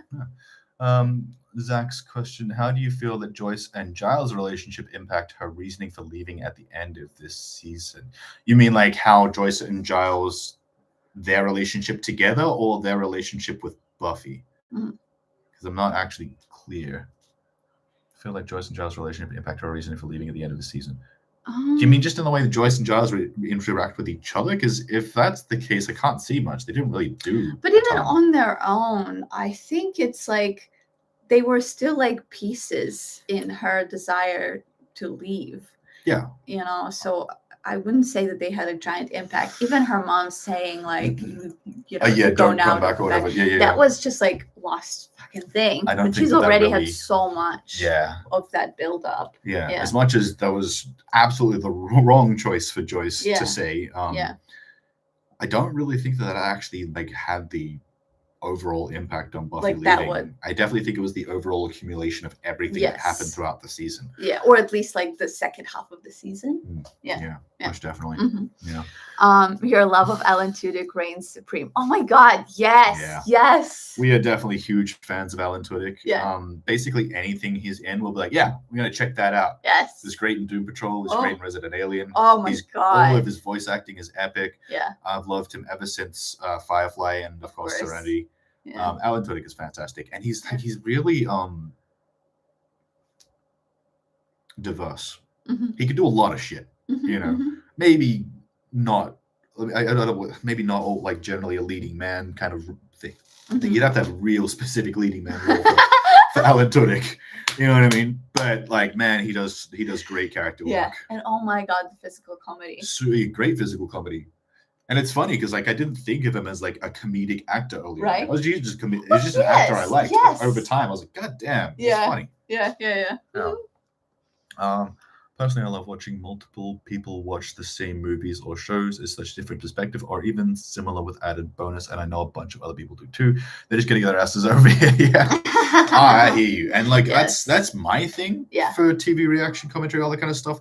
If I'm going to be watching it, it's because I want to see what other people thought. Yeah. I'm actually surprised about the amount of people who really just want people to think the same thing they thought. Yeah. Which is interesting. Yeah. But yeah, I mean, I'm hoping that there are more people out there who are at least curious, because I know that our perspectives are going to be different to a certain amount. of people. You Yeah, know, there's yeah, only yeah. so many people I've really met in my life who knew what I was talking about most of the time, Mhm. or could understand / relate. Mhm, mhm. Yeah. So Yeah. Um, Angel being big bad. You can't always trust your allies is the best lesson a group of mostly teenagers can learn when fighting evil. Giles knows, but the other Scoobies needed that experience. Yeah, Yeah. I mean, sadly, Mhm. I think that's true. Yeah, of course. Yeah, Yeah. it's just because someone seems nice doesn't make them trustworthy. You got to look for the little things. Mhm. Um, not just how they treat you, but how do they treat others? Oh yes, I think even that's really more important. so. Yeah. Yeah. Something I remember. Funnily enough, this was in the dating advice area, but something someone was telling me earlier is like, be real careful how you treat like wait staff and like other people when you're on a date, because it reflects real badly on you when you like are disrespectful or whatever. And I was like, honestly, I've always been good to wait staff because I've fucking worked, hospitality and retail all my life. I'm well aware of how these people get treated. Yeah. But I do think that was very solid advice. Mhm. Be good to the people around you. Right. Shocking. I know What that a was fucking revelation. wild Yeah, knowledge yeah. being thrown on you right there. But honestly, this is the kind of knowledge that has to be thrown around all the all the fucking time. People need everywhere. to relearn it every Yes, day. absolutely. Totally. Yeah. Sorry, I was about to say he was about to out me, but I came out because my dad knew, and luckily he still accepts me. Hang on. Sorry, I was about to say he was about to. Do you mean? Oh, you mean like you had the same sort of situation with Larry and Xander, where you're like Larry in that situation, and the dude was about to out you, maybe unknowingly or otherwise. I don't know. And then, but your dad was already cool. Well, that's cool. Yeah, that's very cool. Very much so. Yeah. To both of you, how would you rank the monsters so far? Oh, that's gonna be tough. I'm not gonna remember them all. Yeah. The monsters of the week aren't the main thing I remember. Even as I was thinking through season 2, I'm like, what were the fucking monsters? I only remember it's the like fish. the only reason to remember it all is actually like write things down, all the monsters and rank them, which is like totally possible, but that will take some time. That's a really interesting thing. It's the same thing with like on top of my head, like ranking like the outfits or whatever from the season. I'd have to go through and get like a screenshot of every single one and then like put them all and up. that would be cool. It's cool. Yeah. Just don't really have the room for that right now. Sorry for bringing the chat down, Maria. I want to see the Sam is never letting. I don't think you brought the chat down, dude. Yeah. What? Why? Yeah, you're all good, Zach. Okay, are we about to fucking lose? Yeah, we are. Yep. You know what? Yep. I'll get it. I need to get out of the room anyway. I'm dying of heat here. Yep. Actually, can you turn the cooler up? Yep. We'll be back in a second, guys. Yay. So it has like 3 sets, I guess. And we were on 1, and now we're on 3. Yay. Okay, what do we have here? James Masters, who plays Spike, said his real girlfriend during season 2 used to piss him off deliberately, saying she loved David Boreanaz because she thought he was too close to the actress who played Drew. Aw. I'll be back in a minute. Yes, yeah. Where is it? Yeah. Huh, I did not know that. Oh, that's fun. I mean, it's a little upsetting, but it's also fun. Buffy is no longer part of the Succession. Yes. Oh my God. Thank you so much for putting it that way. And we'll get back to it once Sam is back, because that is the point that I was trying to make. Zach, I can't wait for season 3. Stay fierce and fabulous. Yeah, I mean, me too. It is, if not my favorite season, it is one of my favorites. I kind of like it coincided with my high school years as well, so I feel like very connected to season 3, and it didn't coincide with it in terms of me watching it when it came out and being in high school. Upon like rewatches, because obviously had Buffy reruns, I was watching season 3, I guess, at the time, and yeah, it stuck with me. It's such a important point in the show and how things change and everything. So yeah, I'm definitely very, very much looking forward to season 3 and what's going to be happening overall the whole year. Yeah. Yay. Oh, okay. So I'm back.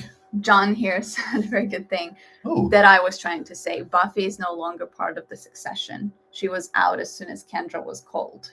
oh. So it doesn't matter what's happening to her. Well, that's really cool, but Yeah.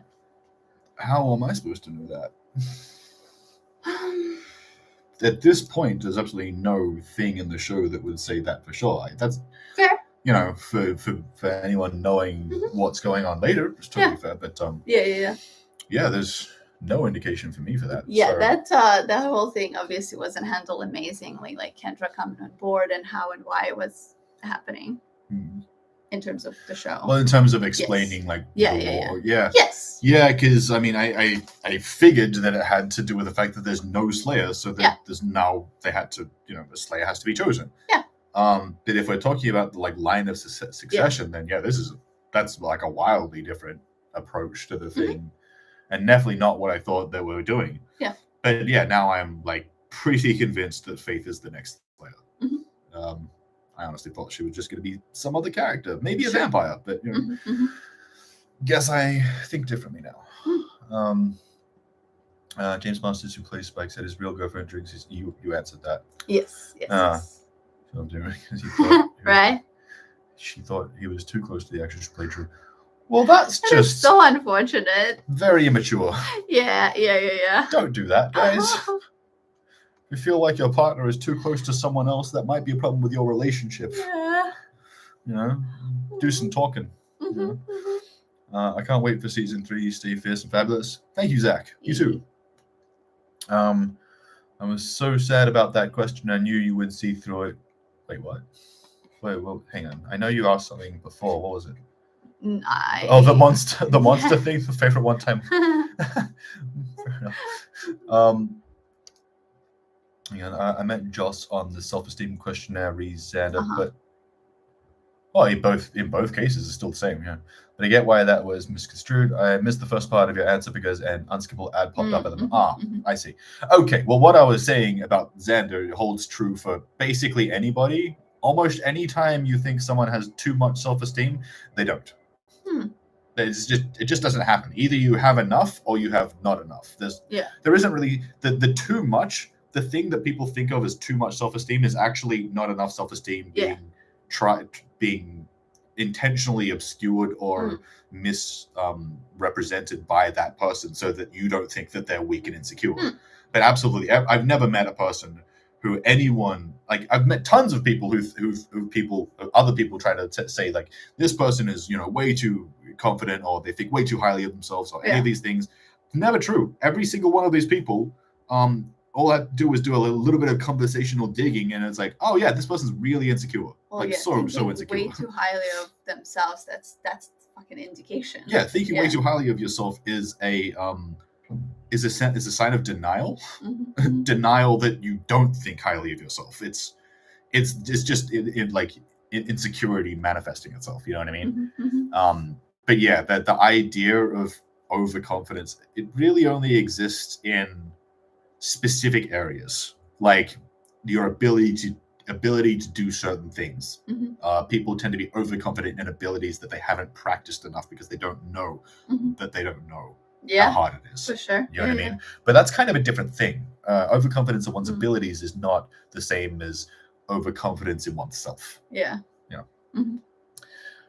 Green Day was pop punk in 1994. That's true. Well, yes, but not the same way as pop punk picked up with Blink. Like, they really not the same kind of band. Hold on, but also, I didn't say that pop punk didn't exist in 1994. I said that it was still a relatively new thing that was only just coming into popularity. And yes, in large part because of Green Day.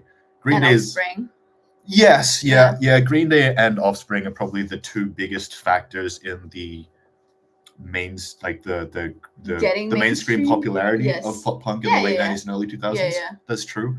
But there are very few other bands from that point in time that you could pop punk bands from that point in time that you could call legitimately popular. For sure, and they were just like getting there at the time. That was a big deal. But you can't say that they were mainstream. No, Green Day They and were just Offspring getting had there. like had major albums in the early 90s, mid 90s, For sure, but that's it. But In still, terms of think pop about punk, that's it. think about Like, the music. Don't they tell did me at like the time. Millencolin was a big deal or MXPX, and even like NoFX, great band, but they stayed independent. There was only so mainstream they could get. Yeah.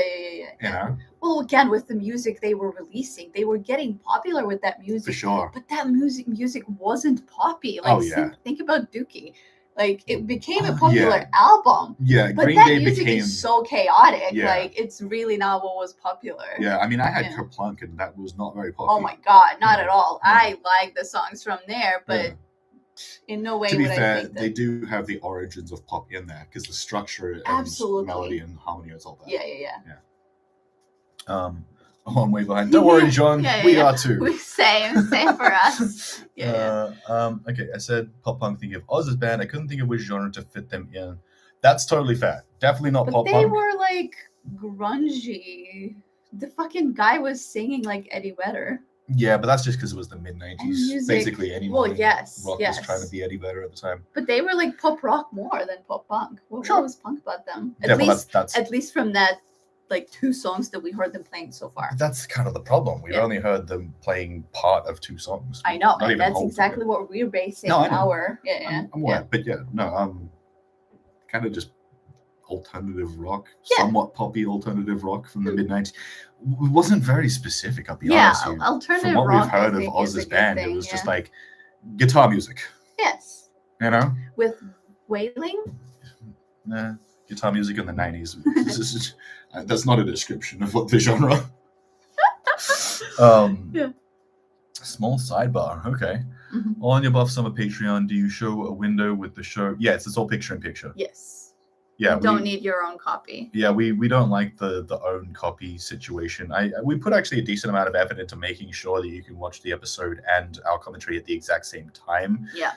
It's all loaded together, and I put a lot of effort into the audio mix so that you can hear what we're saying, and preferably not miss too much of the show. Although you're gonna miss some things because it has to be that way. Yeah. I'm gonna sign up at the end of the month. Well, thank you. Yeah. Appreciate that. If that's the case. But yes, all of our uncut reaction stuff on Patreon is picture in picture. Movies, TV shows, whatever we're doing. Yeah. It's picture in picture. Yeah. Mm-hmm. I'm loving the weird relationship between Spike and Joyce. It's a weird highlight of mine these past 2 seasons. Yeah. Fully recognize that. Yeah. Holly brought it back. I did think that their interactions were fun. Yes, very much so. Yeah. What monsters that you guys know of in history and real life do you hope will show up in the future of the show? Like other kinds of monsters that we haven't seen in Buffy. Yeah. Well, that's more for you, yeah. I guess it is, yeah. Yeah, that's a tough one. I'm not really a monster guy. I'm not actually really like a supernatural guy. You're more sci-fi overall. Way more of a sci-fi kind of guy, no doubt. Yeah. Monsters you heard? I'm looking forward to them maybe doing some more time travel type shit, but that's not a specific monster. Yeah, I got nothing. They already did most of the classics. Mm-hmm. Invisible Girl, Mummy. I know they've done really the werewolf. they really fucking witches. did the classic monsters. Yeah, they've done all the classics. That is so cool. I haven't really thought about that. Yeah, I don't really have anything for you there. Sorry. Does a vampire stop maturing when the human dies? If so, are they capable of maturing emotionally if they became undead at, say, 22? I don't know what age Angel was when he died. Well, he was 26. 26, yeah. He seemed late 20s as well. Yeah. It's an interesting question. The problem I find with vampire media when they try to answer this question is that a decent amount try to go with the idea that you can halt maturity, and I just don't see it. I don't really care. The only way that you can halt maturity, in my eyes, is the way Avatar does it, where he's literally in a fucking ice block for 100 years. 0 experience whatsoever. Yeah. And I will say that at least with Angel, they do somewhat show, because he doesn't really live for those 100 years. He's just kind of skulking around in the shadows, eating rats and whatever. So I guess there's that. Like, it's hard to develop emotionally or as when a you person don't in have any way when you're having zero experiences with people. It's not like in Twilight where Edward was fucking interacting with people for 100 years. Doing shit. Do not tell me he was still 17. That's bullshit. You can say that Angel is probably like wildly immature for his age, and I did say that. I guess, you know. But the idea that his emotional maturity could just freeze for whatever reason because being a vampire or anything else, I hate that. And honestly, like, it's not like entirely true as well. He does show emotional maturity. He shows signs of growth. Yes. Yeah. Like he's at least up to a point, up till he becomes obviously soulless angel. Like, he's a decent human being, even being, you know, a vampire. So like that does come from maturity. You know? I think the reality is that if you're doing a vampire show, you have to go with the idea that the vampires mature and develop over time, because if you don't, then you write things into your show that don't make any fucking sense. Like, all vampire media I've seen, the vampires show growth, but then people say that they didn't grow. I'm like, well, that's incongruous, you know? It makes me think of Claudia in If You Were the Vampire was a child when turned and acts like one in terms of emotional maturity in the Anne Rice stories. That's another troubling one. The only thing that I will say that kind of functions there is because she continues to be treated like a child. She is frozen physically at like roughly around 12 years old, I think it was, 12, 13, something like that. And while I don't think it's realistic for her to not mature in any way, the fact that she continues to be treated like a child would have absolutely affected her development throughout the 100, 200 years, whatever it was. You know what I mean? That makes sense for sure. So at least in Anne Rice, it kind of makes sense. Well, she's sort of like in an angel situation, not the same way. Held back. He is in this environment, and she doesn't have other kinds of interactions. She doesn't really have the opportunity. Yes. So in that case, yes, but then like you don't have to be a vampire to have that like stunted development in that kind of situation. Agreed. Yes. Saki, you could be wrong, but I believe they had Angel 27. It was 27 during film. They didn't say it straight away, as far as I know, right? It just, they said it later on, and it makes sense. I'm glad they didn't say that he was 17 or even 20, because come on. That's true. I feel Sam would be like an Osmond, would be a Willow, mythological. I mean, there's a lot of merit to that. Obviously, I can relate to Oz a certain amount. That I did definitely say that Oz is a lot more mature at 17 than I was. Like, a lot, you know. And there, in fact, you know, though, it's like the certain aspects of his character that I don't agree with now, I would have agreed with way more when I was 17. Like the dropping out of school because who gives a shit about the school thing? Yeah, I did do that. Like, I didn't even, I got kicked out of school in the like middle of year 10, and I just never went back. You know, so there are some similarities there. I did go on to play music, you know, out of school. Yes, there is a lot of similarities there. And I would say for me too, I was very studious, and I did finish school. And yes, I obviously, but we're talking about me as a teenager. I think the biggest difference would be that I wasn't like that shy and awkward because, there are many reasons why. But I also didn't have that school environment. We didn't have cliques. We didn't have like super mean people, like some, sure. You didn't have like the popular mean rich kids. So like there wasn't that.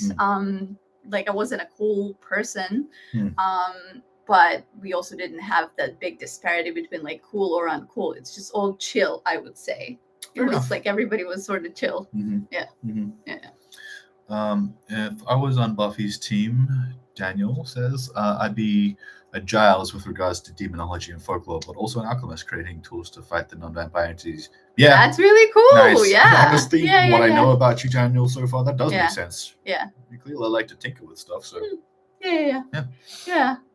Earlier, when you mentioned Wish starring Alan Tudyk, it made me wonder if Firefly Serenity is something you'd be interested in reacting to. I mean, reacting is a real strong word.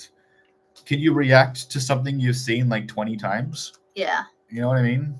Like, if you want us to do Firefly and Serenity, we would consider it down the line. But the reality is that the number of people who would still be interested in watching us watch one of my favorite all-time shows that she has also seen. Well, yes. I've only seen it once, though, so... I guess there's that. Yes. Yeah. But again, we have both seen all of it. And again, like Serenity, especially the movie, I watched that thing like 15 times the first week I saw it. And we were just recently considering And we just watching it. And we already seen it again together. Yeah. So I mean, look, if there's enough interest in us doing Firefly Serenity like after Buffy or something, then sure, I would totally consider it. It would, But I don't have high hopes that there would be enough interest. I know, like, it's us. We do like watching stuff and commenting and talking about it a lot, and like talking from the perspective of knowing stuff as well. It's like doing Charmed, you know? It's similar to that. Obviously, you have more experience with Charmed than I have experience with Firefly, but we are on the same level in terms of you with Firefly and me with Charmed as like big fans, you know? Like, if we were going to do that kind of thing, honestly, Stargate would make more sense because she hasn't seen it. Yeah.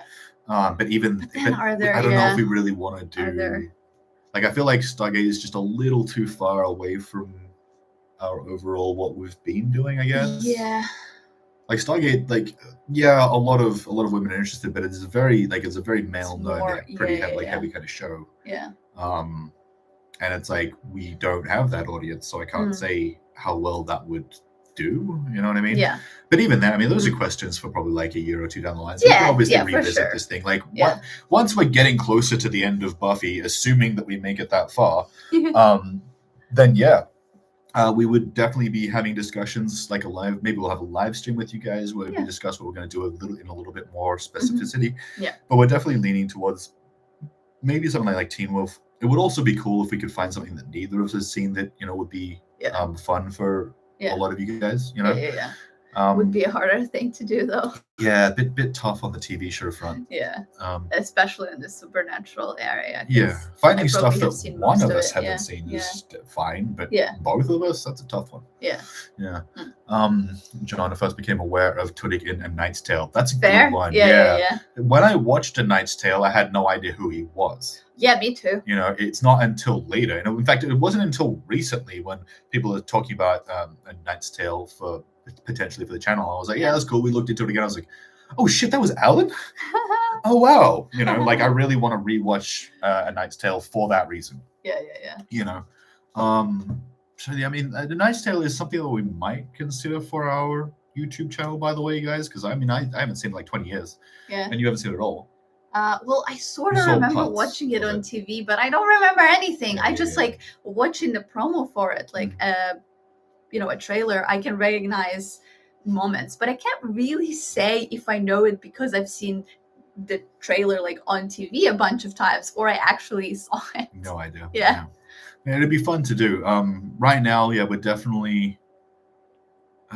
It's a pretty critical point in time for the movie channel. Like, we've got to make really smart choices, which so far a little hit and miss. The Marvels and Wish may not have been the smartest of choices. We really wanted to. Yeah, we hoped that they would do well, but you can't win them all. We'll see. We'll see how things go. Yeah. I'm back watching the beginning of the stream. Hold on. Yeah. Nope. Oh, okay, here we go. Angel.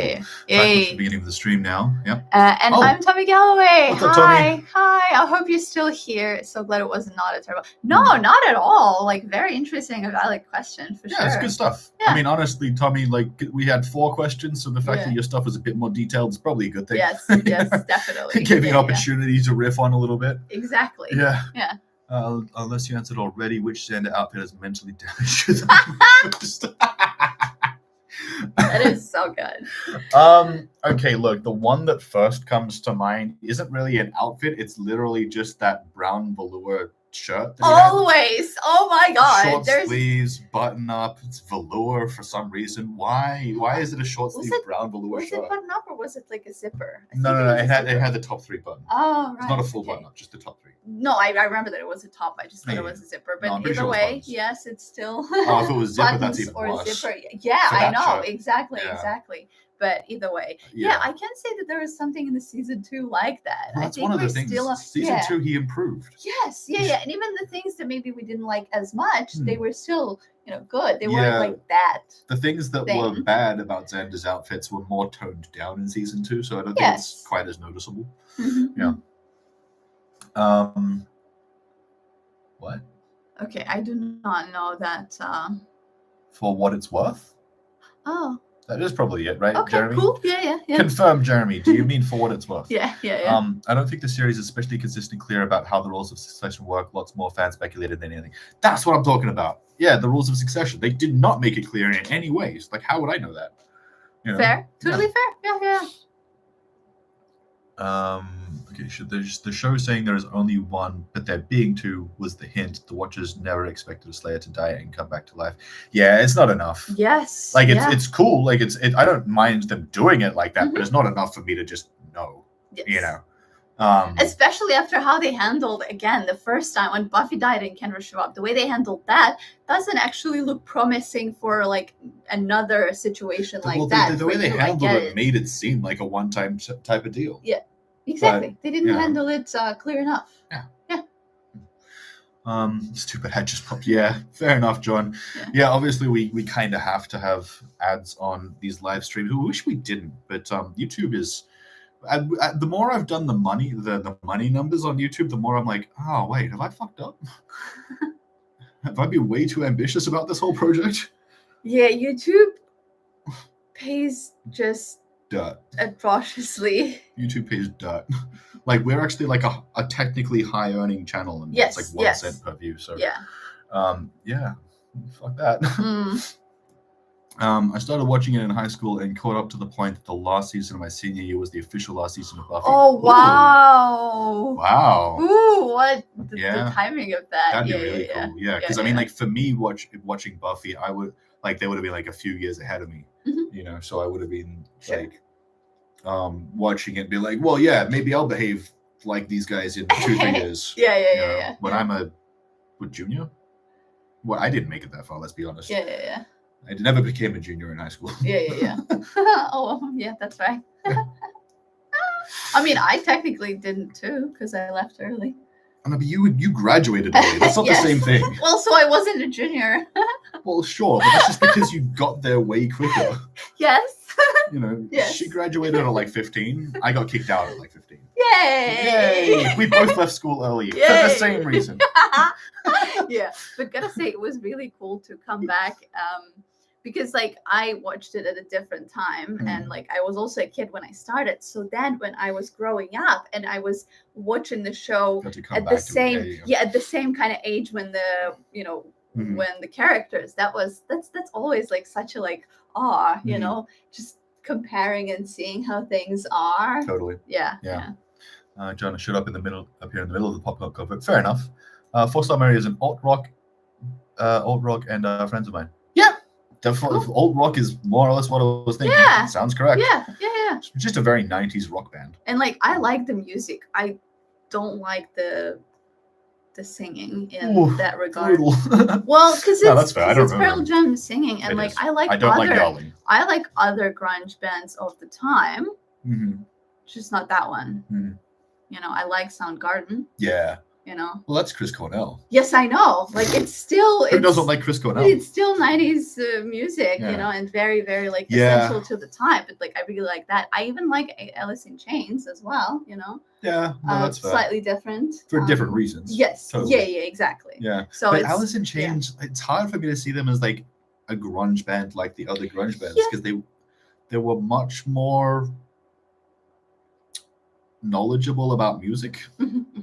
You know, that they were like really, really good players. You know, I do remember you it's saying not that, as clear how good maybe they were later on in their career when they became more famous, partly because the 90s de-emphasized epic musicianship and all that kind of stuff. But Alice in Chains are really fucking good. And when I say 90s bands, I mean like playing the 90s music. Like I don't consider like Green Day and Offspring in the same category because first of all they start earlier and they're not grunge in any way. They're not alternative in that kind of way, so they're just in a separate category. Definitely like, separate. Those were definitely like the bands for us, for me, like Offspring for you, but Green Day more for me, I guess. For sure. I actually think that Green Day had more. I think like pop culture impacted Green Day more from the late 80s and early 2000s. And in the mid 90s, it was more like Green Day affecting pop culture rather than the other way around. Do you know what I mean? Yeah, I do. Because when Green Day was coming up, they were very influenced by all the other 80s kind of punk bands at the time. Yes. You know, but then when they were in the middle of their career, they were a big enough deal to just be Green Day, and everyone else had to like accommodate to what they were doing. Yeah. And then by the early 2000s or whatever, they'd fallen out of favor a little bit, and they had to like bring it back, and they like not fully reinvented themselves, but at least a little bit in a way that was a very 2000s thing. But they not were in a bad way. Adapting. They adapted, and I think they adapted really well. That's why they fucking still there, you know. So that's why they're legends. One of the reasons, Saki Blue Eyes, thanks. Good to know. I get the impression Angel wasn't very emotionally mature from the brief clips we saw when Darla found him in. Yeah, that's fair. It does make sense, Totally and obviously at the time, it even more so makes sense to not really be mature. It's the fucking times, you know. Yeah, totally. Yeah. Julia, I mean, I wasn't happy people bringing attention to the Kendra thing because I don't think you mean to expect another Slayer and that question. Right. Yeah. I actually thought that you would get the Slayer thing. Expect this. Another Slayer? Yes. Nah. As I said, they didn't handle it very well, but I thought that after that, you would think that there would be another one. No, the way they handled it, that they made it seem like it was supposed to be like a really big deal because it's a one-time thing, just never happened before. For sure. And then it happens again. You're like, well, then how fucking special was it? What was the point? Why did we have Kendra then? You know what I mean? Yeah. God damn it. Every time I try and cross my legs, my feet get stuck because there's like under the table, there's not enough room. And Daniel, yes, absolutely, you would be the sci-fi guy on Buffy's team. I'm the sci-fi guy on any team.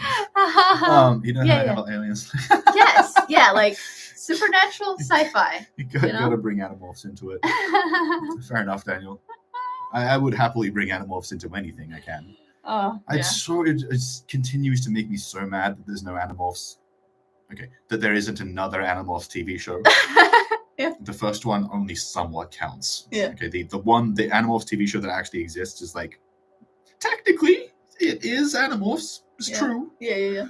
Don't know if I'd say it's a good example. That would be a good thing for somebody to do right now. Yeah. Yeah. Oh my God, Animorphs would make such a good streaming TV show right now. Yeah. Like the way they could do it. Oh my God. Yeah. There's a lot of things I would like to see less.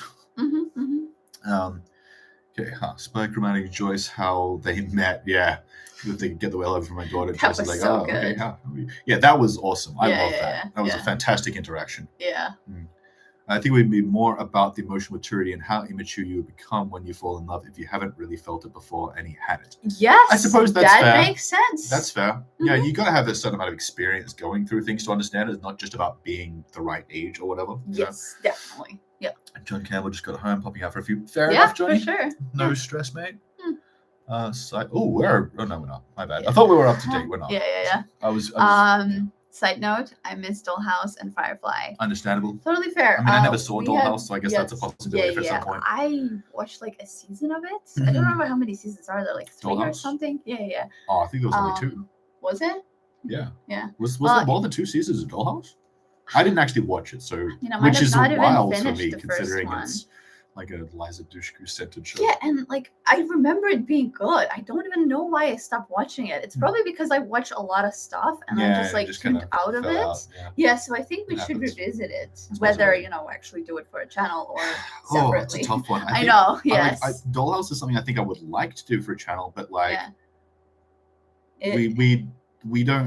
we'd lose money doing it, and we don't have money to lose. Sort of losing money. Well, we're currently losing money. Yes, if we're talking on YouTube, yes, on Buffy, absolutely. Yeah. It's like if we can't make Buffy profitable, what can we? From the Joss Whedon shows. Yes, exactly. Like we don't know how many people actually know that. You've already mentioned it earlier, but yes, 1 view is like 1 cent. Yeah, I feel weird talking about it because I don't want to I'm not trying to guilt anyone. I just want people to be aware of the truth. Like it's the facts. On YouTube. Yeah. Yes, like that's just how the company works. You can track how much money we make on YouTube by the amount of views we get per month, which is about 22,000 views on average every month. Which if you work that out from 1 cent view, it's about $200 something. Yeah. Which I love doing the things that we love doing because we love doing them, but I fucking hate that I always pick things that never make any money. And honestly, it's like, of course, yes, if we have more views, it will be more money. But it's not just about that. It's about the fact it's about the fact that it's so little per view, Yeah, Like, it's not about the amount of views. It's about like Yes. the fact that advertisers on YouTube are so fucking stingy. it's not even 10 cents. It's not even. Yeah. So, And brand deals are the fucking worst. They always expect way more than they should from like the deal. Like we want to avoid doing brand deals of any kind on both of our channels moving forward, which is one of the reasons why we want to focus on developing our Patreon. And I really want to make sure that obviously that there's people feel like they're getting good value from yes. our Patreon. We Like are that's providing one of value. the most important things. You got to provide value. Absolutely, yes. So that's something that I think we're going to be focusing on much more heavily, because like realistically, anyone signing up on Patreon is more valuable than YouTube, being YouTube, I guess. Yeah. But then I also feel, whenever I talk about this, I feel Yeah. bad because there's a certain amount of people who can't sign up to Patreon just Of because of the course. currency exchange or the financial situation they're in. I don't want them to feel guilty Yeah. because they can't sign up. That's bullshit. And all of this doesn't affect like how we work. We No. still No, not at still put so much work in We our put YouTube everything we videos have because we into it. want to. Yeah, Absolutely. We do this Both because we YouTube love it. and We just Patreon would like to videos. also make a living. Yes, exactly. Yeah. Hang on. From an Eyeless neurological. potato. From a neurobiological perspective, the brain is not fully developed until age 25 to 30. So if the brain does not develop fully, there is a cap to the emotional development. Yes and no. Like there's a certain amount of truth to that, but you don't need your brain to be fully developed to be a fairly emotional, and to be a certain amount of emotionally intelligent. Yeah, and it's so visible in fucking other characters and overall people. So many, people you could point to who are below 25 and more than mature enough. You know what I mean? The idea that making someone a vampire and stunting their emotional development in that way is just not enough. Yeah, it's just not strong. It's not. Yeah. It's not well thought out enough. You know what I mean? Yeah. I have seen reactors rewatching stuff because their opinions are interesting. I would watch Firefly or Shadowhunters. Hey, and I appreciate that. We're so with you. That's like, we love that. We are that kind of people I as well. I actually prefer commentary to reaction. Yeah, I'm like so curious what other people think, that the people who also like and love the things that I do, like that's exactly it, discussing and sharing. Yeah. Like I prefer when people have seen the media already so that they can discuss it with some semblance of knowledge. Yeah. But it does seem like the majority of people, the audience in movie commentary reaction space, want reaction. They want first time. And I think that realistically, if we did Firefly or Shadowhunters as a full on, we've both seen it kind of commentary for the full series. Dude, we might average a few hundred views, and the amount of work that we would put into that just not equal out the amount of money that we'd be getting back. Yeah, which is a real tough thing. Like we like for a TV show at this point, with editing help that we pay for, it takes us probably about 4 days total work, and that right now that's spread largely between 2 people. But then we have to focus the other days on the movies, which takes twice as much time. Yeah, of course, and all the other work that is included in it. It's not just like filming and editing, obviously. Oh my god, yeah. The amount of things I can go like 2-3 days working my ass off and not even do any editing. Have you seen Tucker and Dale? Yep. Tucker and Dale is so good. Yeah, he showed it to me maybe like half a year ago. Something like that. Yeah. It was great. It was so good. God. I fucking love Tucker and Dale. Anything that like subverts the genre that they're in, but knowingly, like they know what they're doing because they love their genre. The loving homage or love letter to a genre type shows and movies. I love that shit. We both do. Tucker and Dale was epic. Totally Killer, great movie. God, yes. I know we keep trying to tell people. We keep trying to get people to watch Totally Killer because it's such a good movie. Yes, and a new movie. Yeah, a really well written new movie that knows the genre that they're writing about. And the mix of things. Yeah. And really smart characters too. Yeah. I mentioned before that did a sequel TV series of Goosebumps called The Haunting Hour that is less camping and has some pretty grim endings compared to Goosebumps. Fair enough. Yes. Did we bring Goosebumps up before? Not this time, but maybe like it's obviously connected to like Animorphs and stuff. So I see how the train of thought works. Very much connected to Animorphs. That's fair. Yeah. Hang on, we got a super chat. I know, Nikki Knight. Nikki. Oh my god. Thank you so much. Thank you so much. Yes. Oh yeah. For anyone, if you're not aware, $20 from any one individual person is more than what we get paid for the entire year from the views from that. one person. So, Yeah. Nikki, you're just paid for a whole year of whatever I guess we do. Yeah, yeah. Thank you. From one person. From one obviously. person. Yeah. Oh. Yeah. But yeah, it would be cool. You know what? Like I've talked about this, sorry, in the past, by the way, guys. What I really want YouTube to do is offer the ability to have ad-free viewing of that one channel for like $1. Yeah. You know what I mean? Like if you could sign up to a YouTube channel and be like, I'll pay $1 a month and get no ads. It's basically YouTube Premium, but for just each individual channel. Yes. That would be so much better. You know what I mean? For fucking all of us. I think us as fans, we can find, our 5 or 6 favorite channels, sign up for $1 for every single one of those. Yeah. And then like that's it. We get our favorite channels ad free. Accessible and way more people can do it. And then you can find out about channels and then you can enjoy the ad version for a little bit. If you like it enough, you sign up for $1 and that's all good. Yeah. And you're literally paying more than the advertisers. Yeah, exactly. Do you know what I mean? Oh my God. That's what I would like YouTube to do. Solution. I think that would be such and I feel like, $1 for most people is pretty doable. Not everyone, obviously. Yeah, of course. Most but people, it's way more doable. Yeah, so it's the kind of thing that's both doable and it's good for us and it's good for you. And it's good for YouTube. I know. YouTube needs they to figure really this shit don't out. fucking think how much money they would be getting. I don't understand. YouTube's like, yes, YouTube ad revenue in this channel will make, 20 cents per person per month or whatever. Mm-hmm. Or $1 and the YouTube will take 30% of that. They fucking do. That's still more money. Yeah. God damn it. Mm-hmm. Fucking YouTube. Anyway, where were we? We were back a little bit. We were just ahead of Elise. just because I remember this next question was from John. Oh, not question. We were next up to message. John. Yes, true. Yes. Knight's Tale is great. And written and directed by the writer of LA Confidential. Yeah, really? Yeah. Huh. Those are 2 very different movies. Yeah. Cool. But I guess I would see. Have you seen LA Confidential? A long time ago. Yeah. I mean, same for me. But I would see the connection how it would be written by one person. They're just the writing, totally different genres. Like A Knight's Tale, I'll remember a certain amount. Yeah. LA Confidential, I saw that like once in like 97 or whatever. 98 when I was a kid. Yeah. Like an actual child with the like VHS. I had no idea what was going on.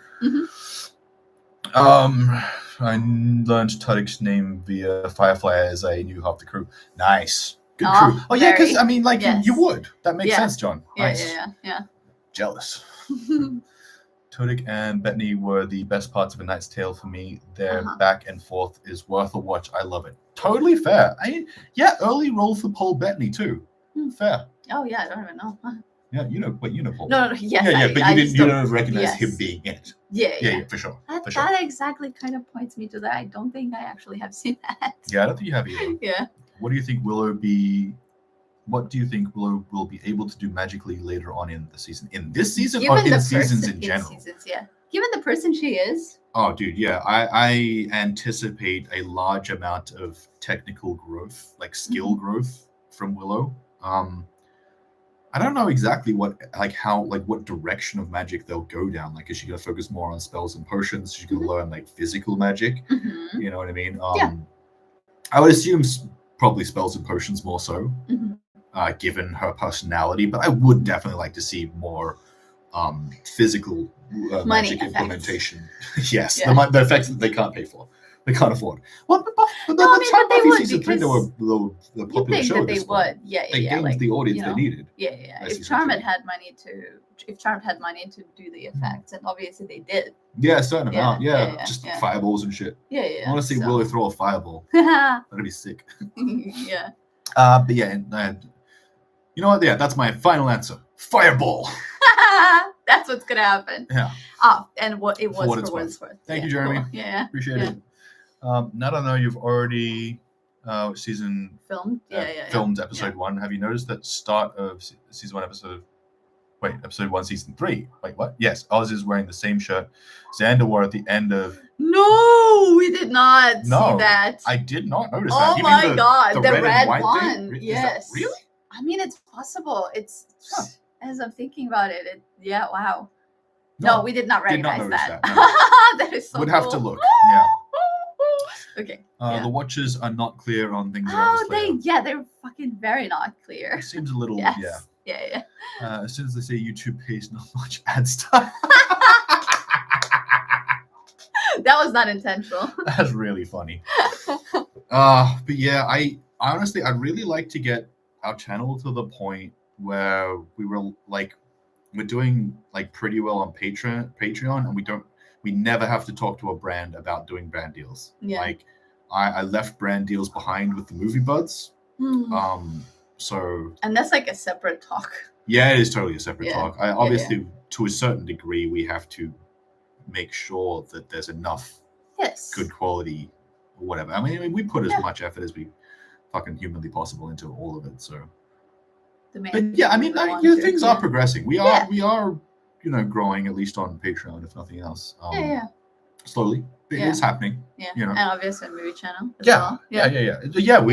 We got like a bunch of new movie patrons in the last week or so that's really encouraging. Yeah, obviously, you know, definitely allows us to do this. It makes it easier for sure. Yeah. John, I was 27 when I started watching Buffy. I can track my age as Barry and Nez, and I were born on the same day in the same year on the same state. Oh my god, that's a lot of. That's very specific. Yeah, specificity there. For sure. It's just like whenever you're watching it, it's like, yes, me and David, we get it. Yes. Yeah. Agreed. Hello, catchy part of this. Oh, Amanda, hi. Yeah. I'm glad you got back from wherever you were headed out to. I know you said that on the Wish reaction, you were going somewhere. But, you know, thanks for being here, of course, as always. Yes. You know? And thanks for being the one of two people who commented on our Wish video. Maybe we have more now, people like that's actually true. engaging. It's possible. We'll we might have some more comments. That'd be cool. Yeah.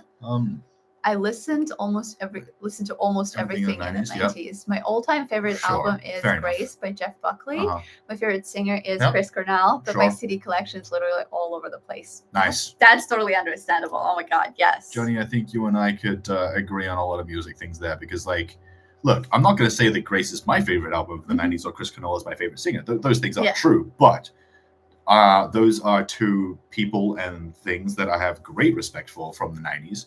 Jeff Buckley was an epic singer, and I think it's funny because he's super highly rated as a singer, but I think he's still underrated, because it's not just that he was good, it was that he could do everything. You know, Jeff Buckley, he like, if you were going to talk techniques, he probably wouldn't understand a single thing you were saying, because I don't think he was that guy, but he could do all of them. Like he could sing in any way he fucking wanted. You know, and Chris Cornell also similar level. I don't think he's as diverse as Jeff Buckley was, but his skill level, the things that Chris could do, the amount of resonance, the amount of tone, just beautiful. Like there was a lot of harmony in his voice.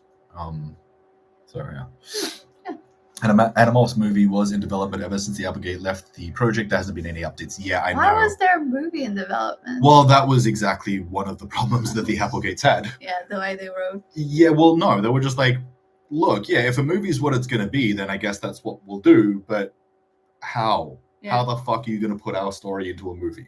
It's just, it doesn't function. It was built to be a TV show, you know. I mean, Animals wasn't built to be a TV show, but it was built modeled on TV shows. The way they wrote the books, it was episodic, but serialized in a way that only TV was. You know what I mean? And at the time, especially. Yeah, absolutely. Vote for Dollhouse. Nice. Yeah. Dollhouse was 2 seasons. 2 seasons. There you go. I mean, I'm even more curious when correct. I stopped watching it then. Yeah, fair. Here for Animals, bring it back. Redacted streaming, so fair enough. Where is it being filmed? Still in Canada. Animorphs? I mean, are they actually filming for Animorphs? Because don't bring my hopes up like that, man. There are very few pieces of media that I'm still like waiting to happen. You know, like Nikki. Okay, hang on. We gotta get. read Nikki's super chat, and then we'll come back to. Wish I could gift patrons. If I actually can't, let me know. Thank you, Nikki. No, I don't think you can gift patrons. I don't think it's possible. And you know, you at this point, honestly, like you've fucking done more than your part, you know. So we appreciate that. We really do. But I mean, look, when it comes to building our channels, I should say, and our Patreon in turn, a certain amount of that is just like skill and good ideas and time and being genuine, you know, like being like you have to just do your best as an individual, as an artist, as a And people professional. connect. Yeah, and to a degree, you just have to hope that people connect, you know, with your truth or whatever it is, you know. And we're doing our best, and it is, like I said, it is progressing, you know. Yes, obviously, definitely. I have a certain amount of fears surrounding that, you know, but none of that is good enough for us to in any way be like, you know what, it's not going to work, you know. Oh, we yeah. abandon ship. No. It's gonna take a lot for us to abandon ship. Yeah. You know, things have to go pretty fucking badly before I'm gonna give up making creative things for people to enjoy. Oh my god, yeah. You know what I mean? It's us. That's what we do. Yeah. That's who we are. Yeah. Yeah. But yeah, god damn it. Dude, don't do if Animorphs is happening, I will be fucking on it, like, you know, whatever. That's what I was in the middle of saying.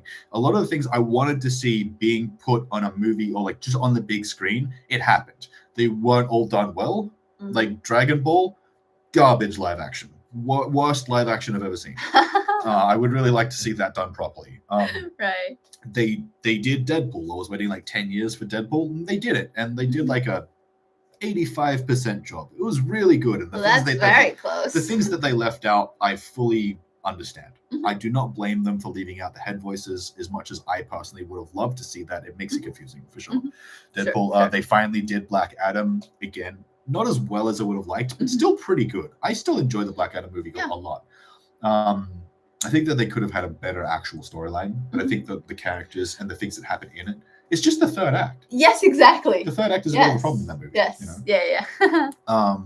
Yeah. Booster Gold hasn't happened yet, but the TV show is in development, and if anyone's going to do a good Booster Gold show, it'll be whoever James Gunn gets, because I know James Gunn is a guy who knows at least enough about Booster to do a solid job. I don't think he's going to be 100%, or whoever does is going to be 100% on like how good they do it, because I've heard a few things where I'm like, that's inaccurate.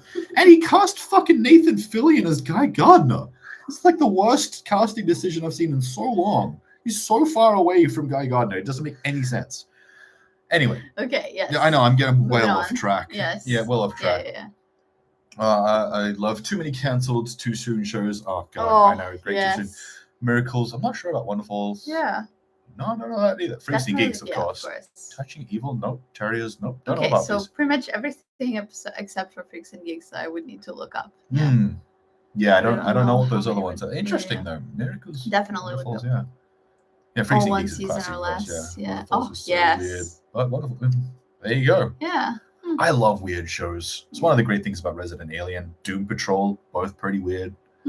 Vaguely remember Animorphs as a show. Yeah. Was that the one with the alien slug thing scrolling in the intake of the mind? The name Yerkes rings a bell. It wasn't great. You are correct. The Animorphs TV show was a horrible representation of how good Animorphs is.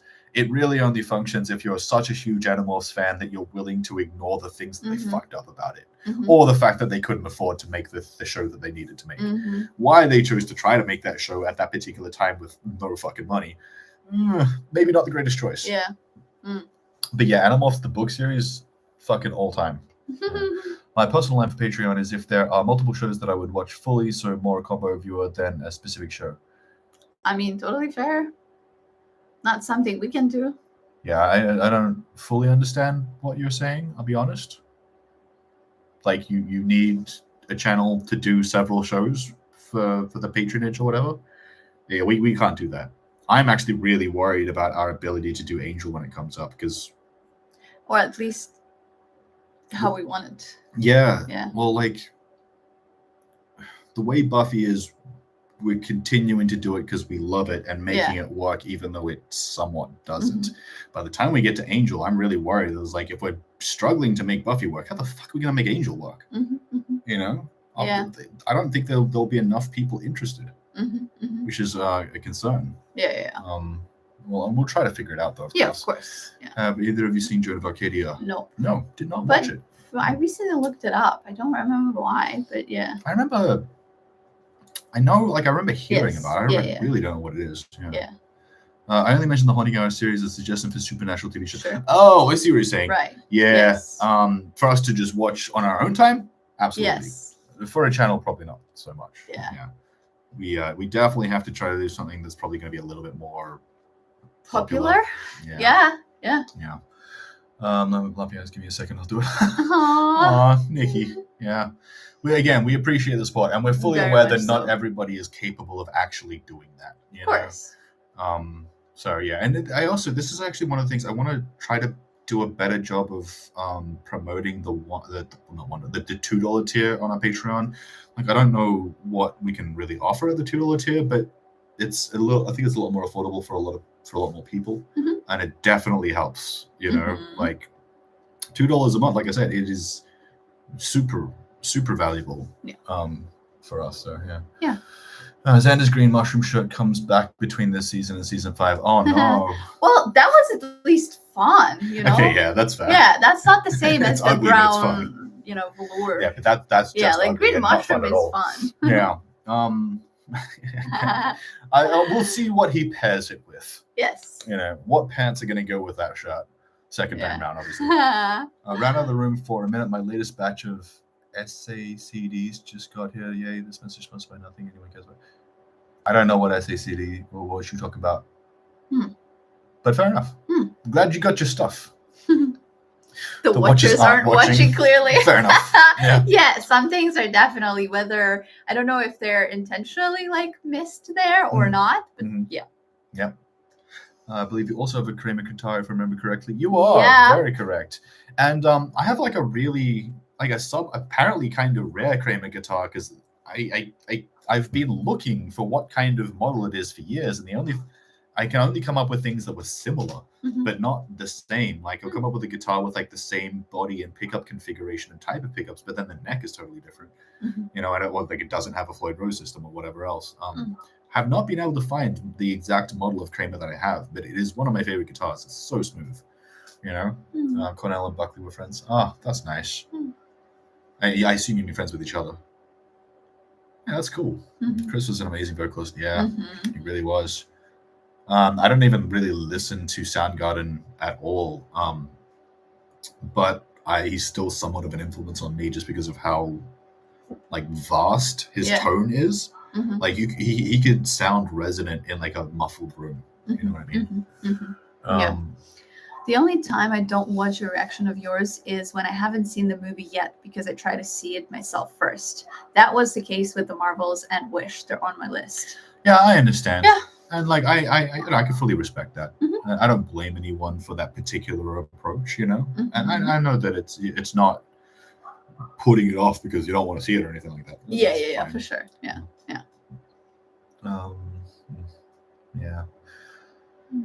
Super chats. Yeah. Sorry, I just see it in that second one. Thank you, Nikki. Oh, yeah. Again. Randomly ran into Joss while he was filming the pilot to Dollhouse last time I ever saw him. Oh, that's a while back. Interesting. Yeah. Did you have a positive opinion of Joss as a person, just as an individual between you know? Animorphs would be an awesome Netflix series. Who would you cast as the team?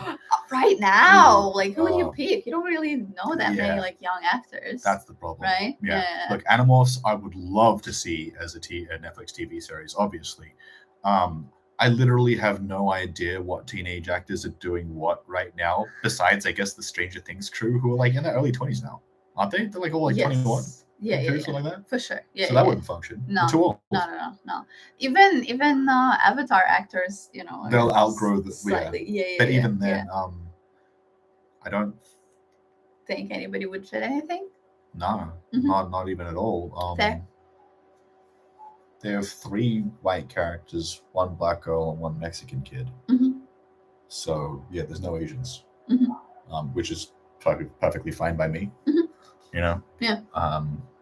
Not exactly an abnormal thing for a group of 5 kids in the 90s to not feature an Asian child. You know what I mean? Or wasn't allowed to watch Buffy as a kid, but somehow they're allowed to watch Charmed. Oh, yeah, Charmed is a little bit less frightening. Yeah, I makes see sense. how that is. Like, Totally. there were some things, but overall, it makes way more sense. Yeah. more of a family. Indeed. Yeah. Thank you for the Buffy watch along. Catching up with Buffy alongside you guys is hella fun. Thank you so much. And we're Yeah. really glad to hear that. Yeah.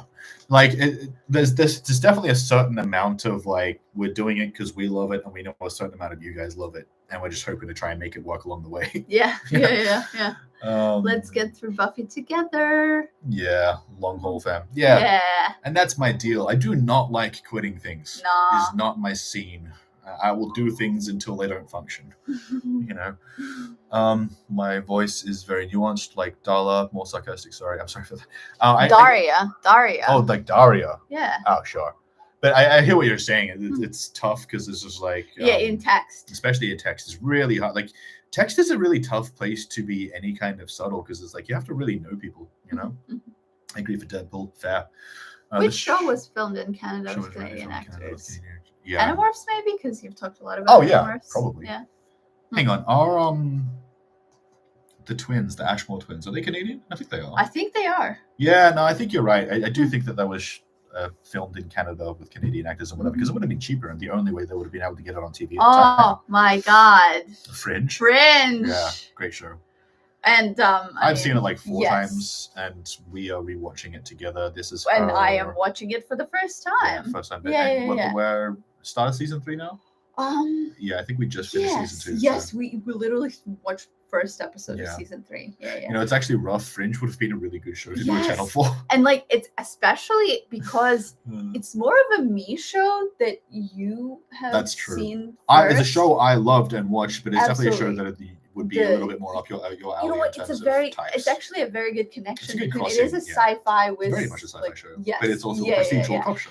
And it's fucking so inspired by the X-Files, which is one of the also favorite, like my big shows. Yeah. So it would be a really cool thing to do. But honestly, I don't think that there is enough of an audience for that. Fringe, no. Yeah, like it's also as much as it's kind of an underrated show. Like a female main character, I don't think it's a. Yeah, I know what you mean. That it has a large female audience in that regard. No, I think it just has a general sci-fi audience. Which is kind of weird because procedurals and supernatural kinds of shows that do have.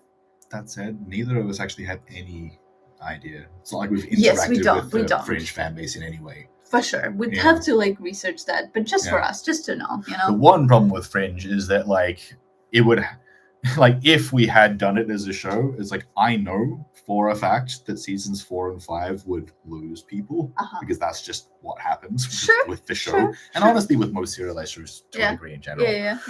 So we would have had to have been prepared for that. Yeah. That's totally fair. Yeah. Well, Elise, thank you so much. Let's make this channel successful. I enjoy your way of reacting and takes on different subjects. Thank you so much. Thank you so much, Elise.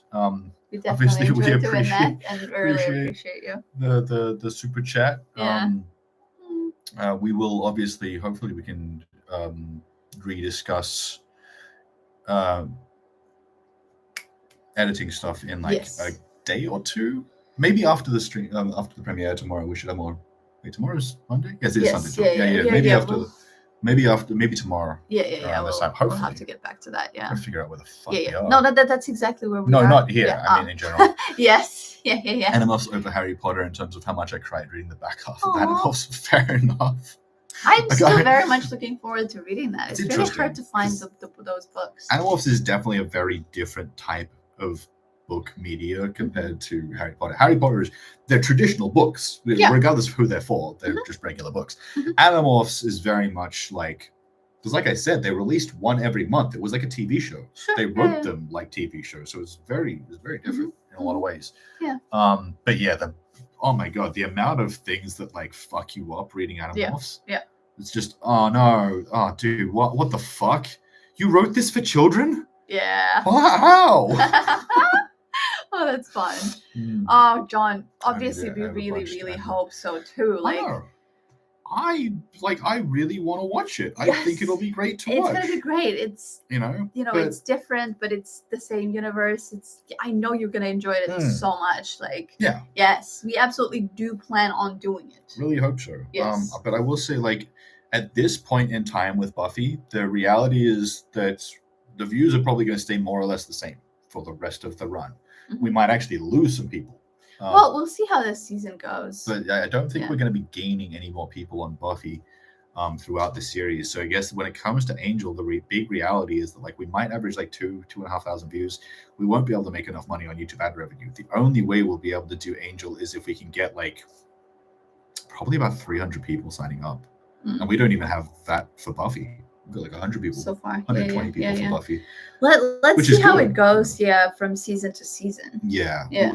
Yeah, like obviously we're just going to do everything we can Yeah. to try to make sure that we can actually accomplish this stuff. Of course. As the year goes on. Yeah. I hope that we can even honestly make Buffy work long enough to get to season 4, which I really hate to say because I don't want that to sound like you need to help us or we'll not do this bullshit. You know, I want to do just how things work all this on stuff. YouTube. Yeah. But yeah, it's like I said, I definitely have my fears about our ability to do Angel. Who's doing a worse job, Sam? The Watchers or the Alarmist? I haven't seen enough of the Watchers so far through Buffy to really say. I definitely think that as a group or whatever, if that's the case, as a governing body, they've definitely dropped the ball on several occasions. But the Alarmist, it's hard to say that whether he's doing a good or a bad job, but he's supposed to be like hard to understand. You know, he's God in this universe, essentially.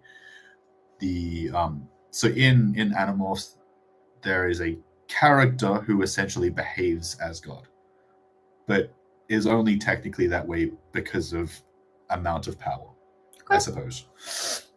That's a tough one. I'm going to say the Watchers. In that case, I don't see a connection, but sure. Yeah, well, that's Like, part of the sorta. problem. Okay, I The sort of Watchers see a are a connection, council of but then mentors. like we The need Alarmist more is an actual stuff. god. You know, we need more stuff. Well, he's an alien who became powerful enough to be considered a god.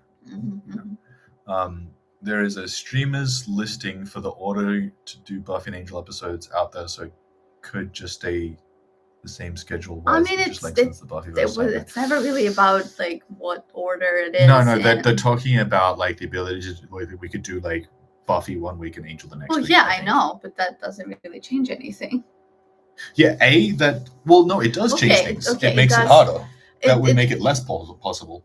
Yes, it doesn't. It does. Yeah, I'm saying it doesn't change anything, but it actually makes it more difficult. It will make it more difficult. Yeah. No, we can't go to releasing. The idea is to Buffy to be able to do it. Yeah, the problem with releasing like Buffy every second week and Angel every second week is that the people from Buffy who aren't going to be interested in watching Angel, and that's about a third apparently,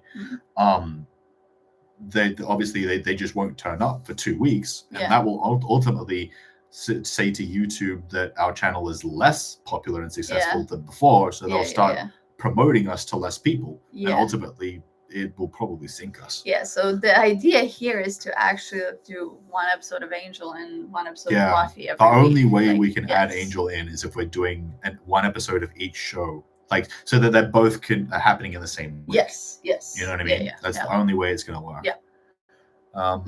What about delayed access? So $2 tier gets full episodes a couple months after. Just think of ways to incentivize people to join and for you to build up a patron audience. It's a tough one. Yeah. Yeah. Then what about the people who are on the Buffy tier? Like, what's the point of staying there? The point is that they get it immediately instead of like a month later. That's fair. Yeah, I don't know. Maybe. I don't know. Would enough people be interested in that? Thing. Yeah, I know. Yeah, and I mean, like the uncut, it's been up for like a month. Yeah.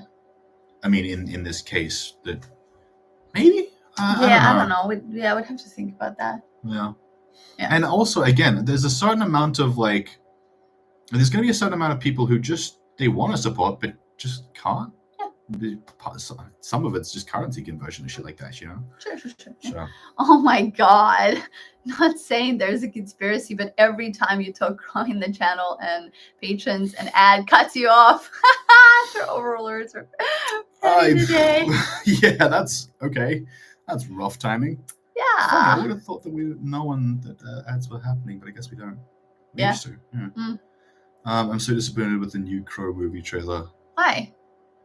Yeah, I mean, we watched it. It looked cool. Like a very different movie. But okay, to be fair, it's hard for you to be disappointed because you don't have hype. I actually didn't You even haven't think seen that The it. I actually didn't even think that was when we watched the trailer the Mm. first time around. I totally missed. If you told me that that's the the remake or reimagining of any kind, Mm. I totally missed that. I watched the trailer as like a separate movie. Well, I know, but that's exactly the Yeah. point. Mhm. You're not a Crow fan who's going to be disappointed by anything that isn't the original Crow.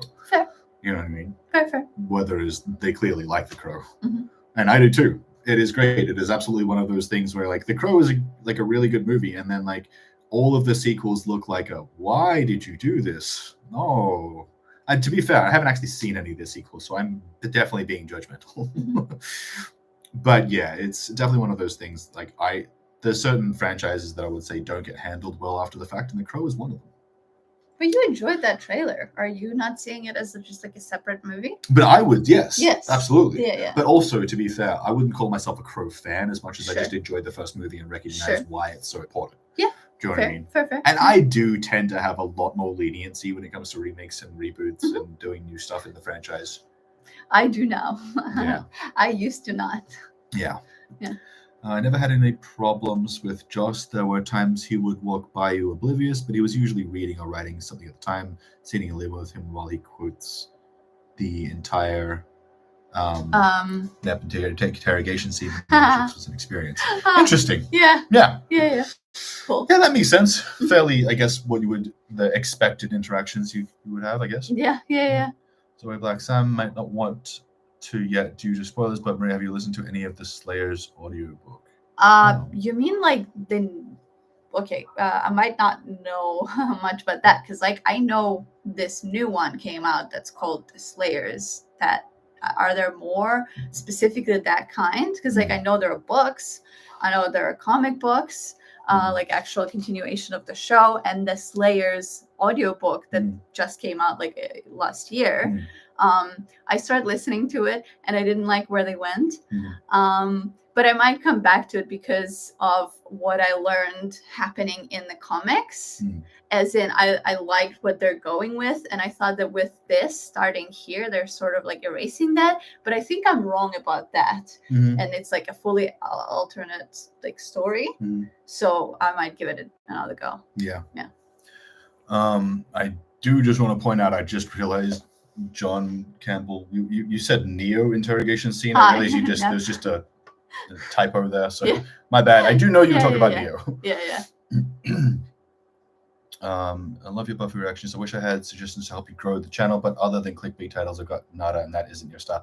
Yeah, and honestly, clickbait makes it worse. No, and it's just there are reasons why. Yeah. Like it's not like we don't know. Yeah, no, I'm actually pretty aware of why we're roughly about as successful as we are. Like Buffy, I'm not shocked in any way. Yeah, for sure. Yeah. We don't have more people. Yeah. Speaking of weird shows, The Mick is pretty awesome, but was canceled after 2 seasons. Brassic is also very good, and I think it's interesting. No idea what that is. I've never heard of either. Gotta look it up. Yeah. So much stuff gets made. I know. I feel like I should have taken notes on the shows that John suggested. Wonderful is one of them. Wonderfuls. Yeah, I know. Miracles is another.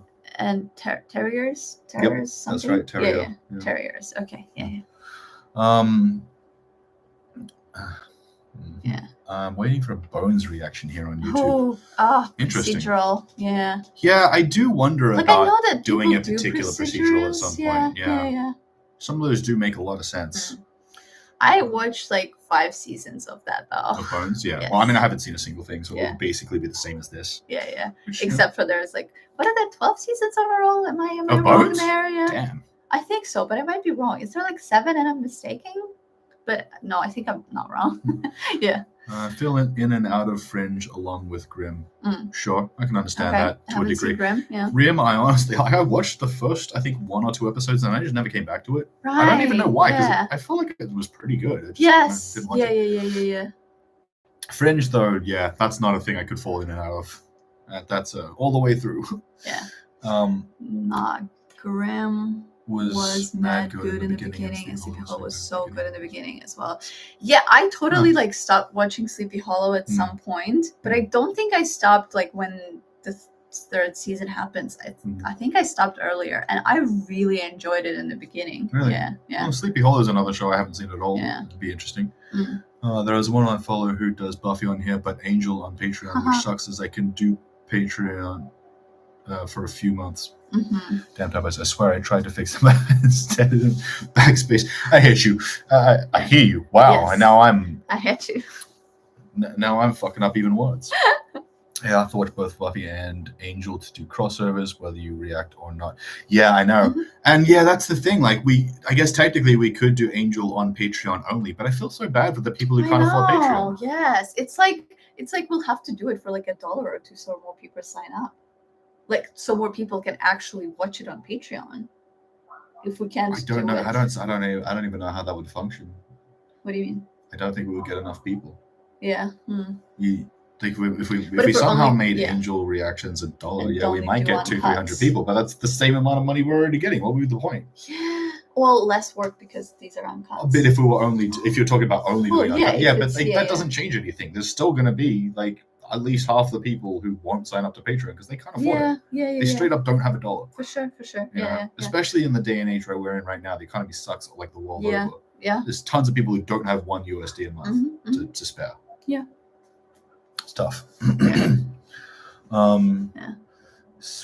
Daniel, since you mentioned wanting to read Animals Maria, I just sent Sam a link to the Google Drive folder with every Animals book in chronological order.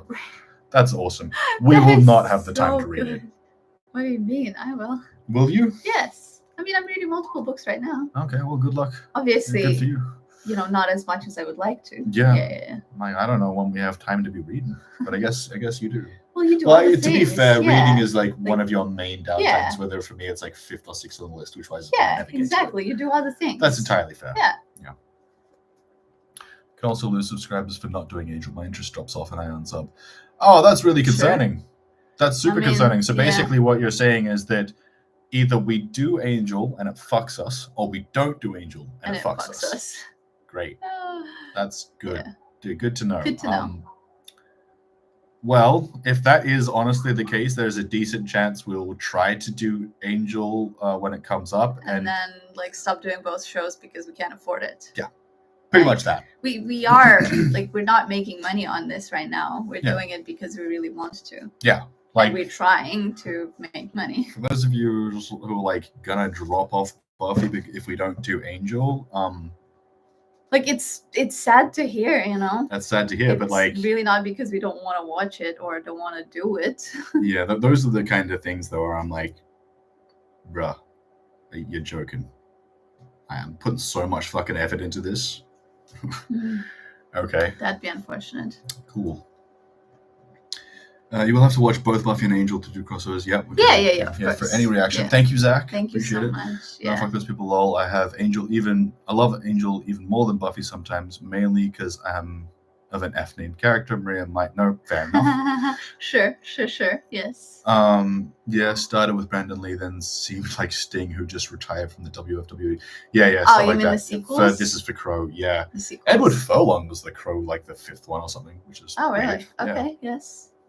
I need to hear those Slayer audiobooks, lol. I had no idea. Right. Cool. It's funny, I think Slayer audiobook, I'm like, Tom Araya made a book? There you go. Took her a minute. Oh, that's so good. Yes. Yeah. I haven't read season 8 through. I'm going to say Tom Araya probably has written a book. That I wouldn't put it past him. Yeah. Anyway, yeah. I haven't read season 8 through the Buffy comics. There are so many. Yes, I know. And I remember I checked stuff out about them, and there were certain things that are but then I checked more, and I'm like, oh, I like those, so I actually do want to read the continuation. Totally. Yeah. Grimm was created by former Buffy writer David Greenway and his old writing partner Jim Coof, who wrote Rush Hour and National Treasure. Oh, cool. Very cool. Yeah. That actually, it definitely helps with my desire to watch it. Yeah. Although I really want to watch Warehouse 13 as well. I think before, as one of our next supernatural shows. Mm-hmm. I never watched Warehouse 13, and okay, to be fair, it's a sci-fi show, but Yeah. You may gain some audience for season 3 as a lot of people's favorite season of Buffy. It's when the show really gains its stride. I really that is what hope we that's are the hoping case. For sure. Yeah. Yeah.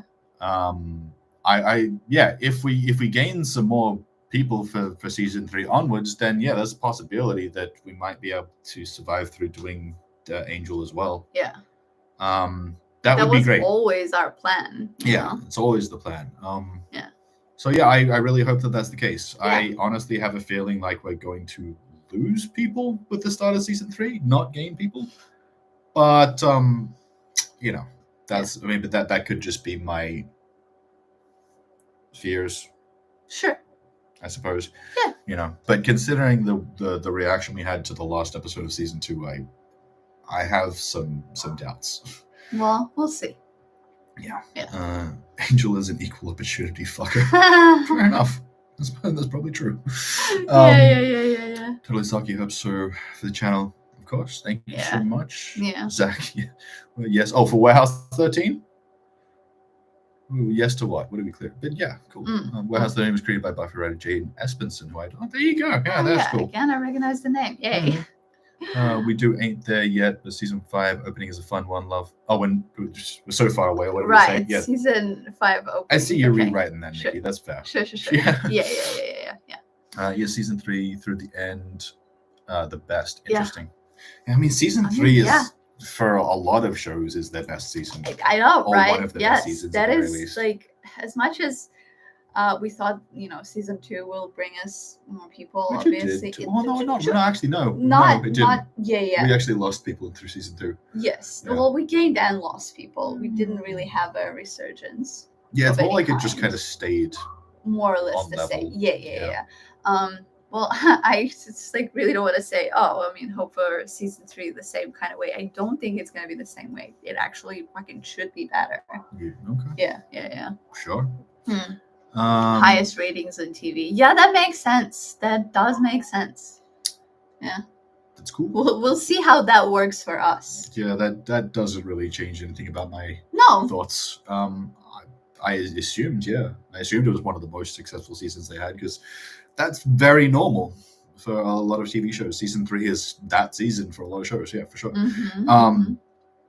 But it's not really about the show. It's more about us. Yeah. Oh, John, with Buffy, I dislike the later seasons, but people who started late loved them. I'll explain why when appropriate. Oh my God, I'm really looking forward to that conversation because I think I might be with you. You might know why you would have the same feelings or whatever. Yes. So I would really like to talk about that. Yeah. Later on. Interesting. Yeah. Yeah. Well, I'm really curious to see how all of these things go. Yeah. Yeah.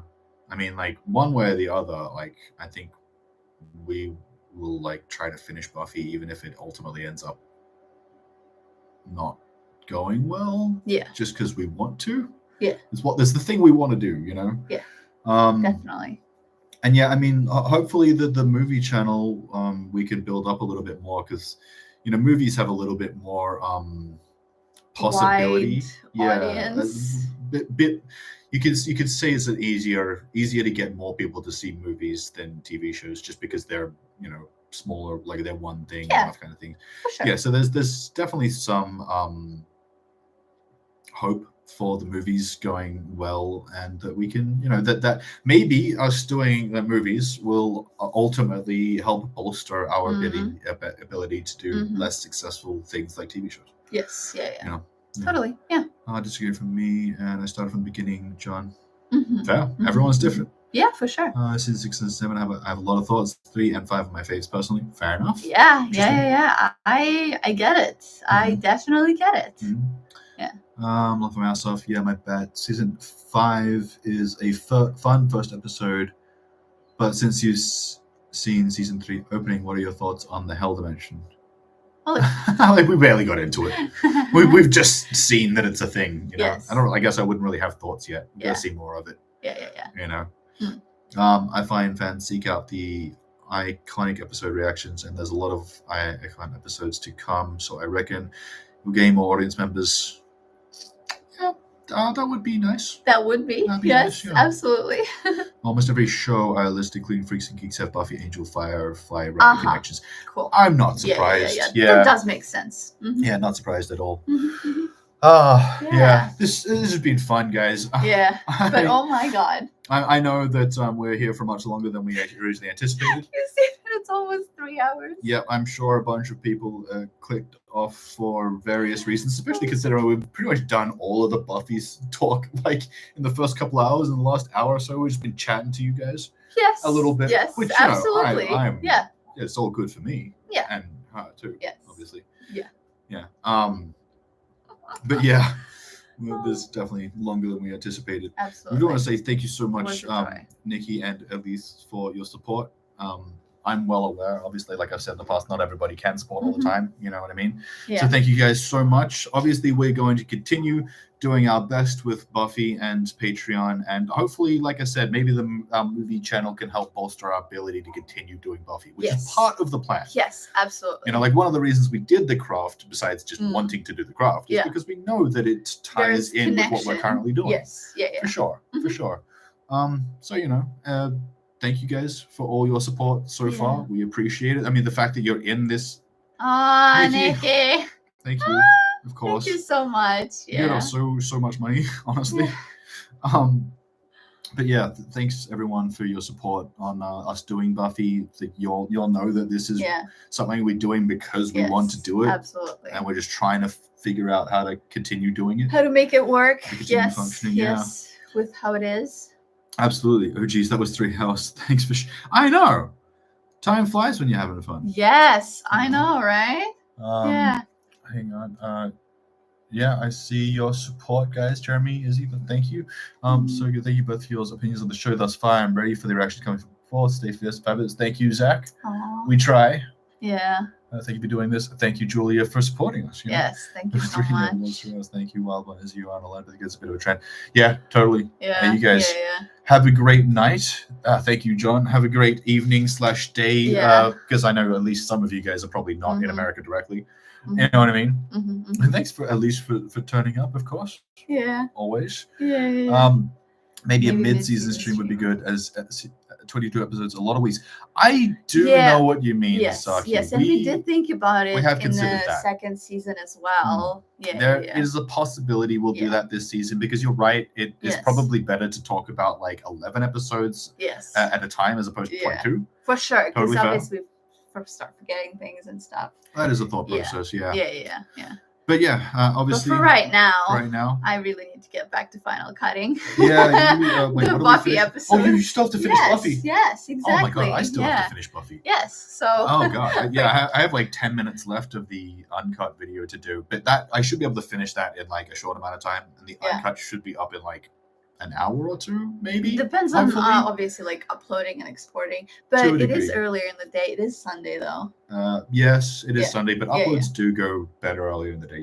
Yeah. So obviously uncut will be up soon. Yeah. And and though I mean the Buffy, our regularly scheduled Buffy episode on YouTube is going to be exactly the same place it always is. Yeah. Same time and place, all that kind of jazz. Yeah. Oh, Jen here, catching the end. Yeah.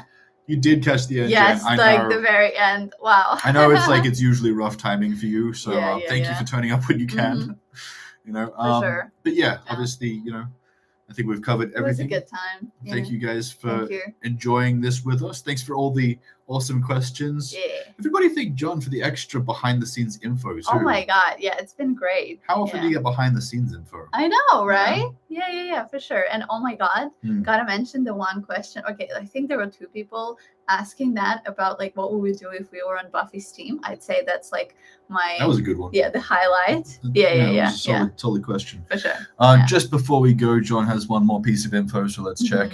Another reactor I follow switched from 1 episode per reaction season 1 to 2.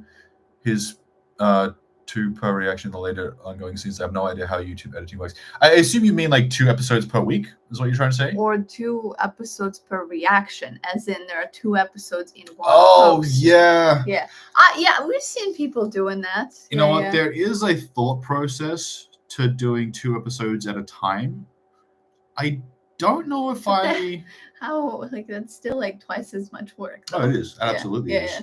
Yeah, that's really the real problem. Like we would love to do 2 episodes a week, regardless of whether that's in 1 video or 2. But as it currently stands, 4 days to make Buffy, and I put usually about 6 days into making movies you might notice there's not a lot of time left over after that. And she also helps me with making the movie videos, by the way. Yeah. We both, you know, we pretty much both do we like, both do a certain everything. amount. Yeah. On both channels. Yeah.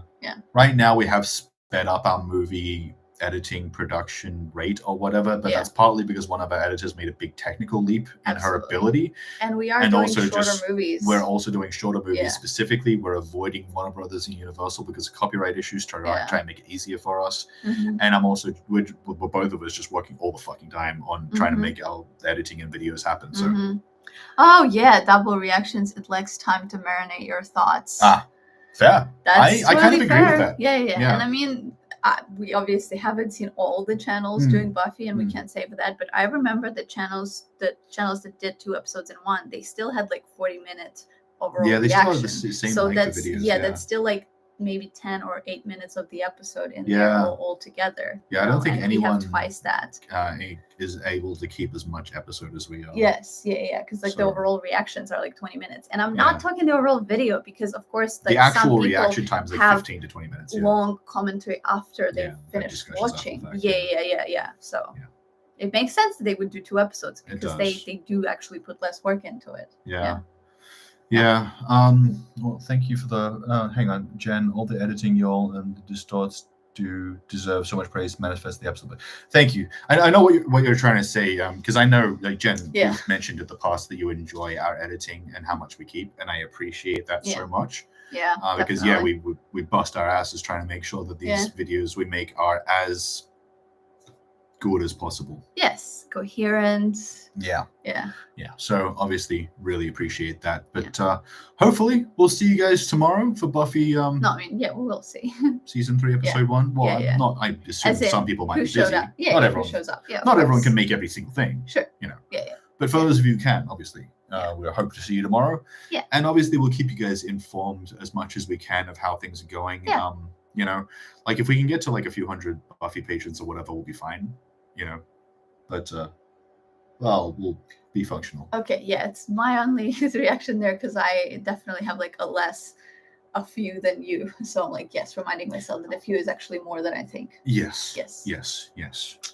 But thanks all for being here and supporting us and everything and enjoying it with us. If either we'll see you for Buffy tomorrow or maybe on our Wish video that we just posted, or we have trolls coming later in the week too. So see you. Have a good one. Bye.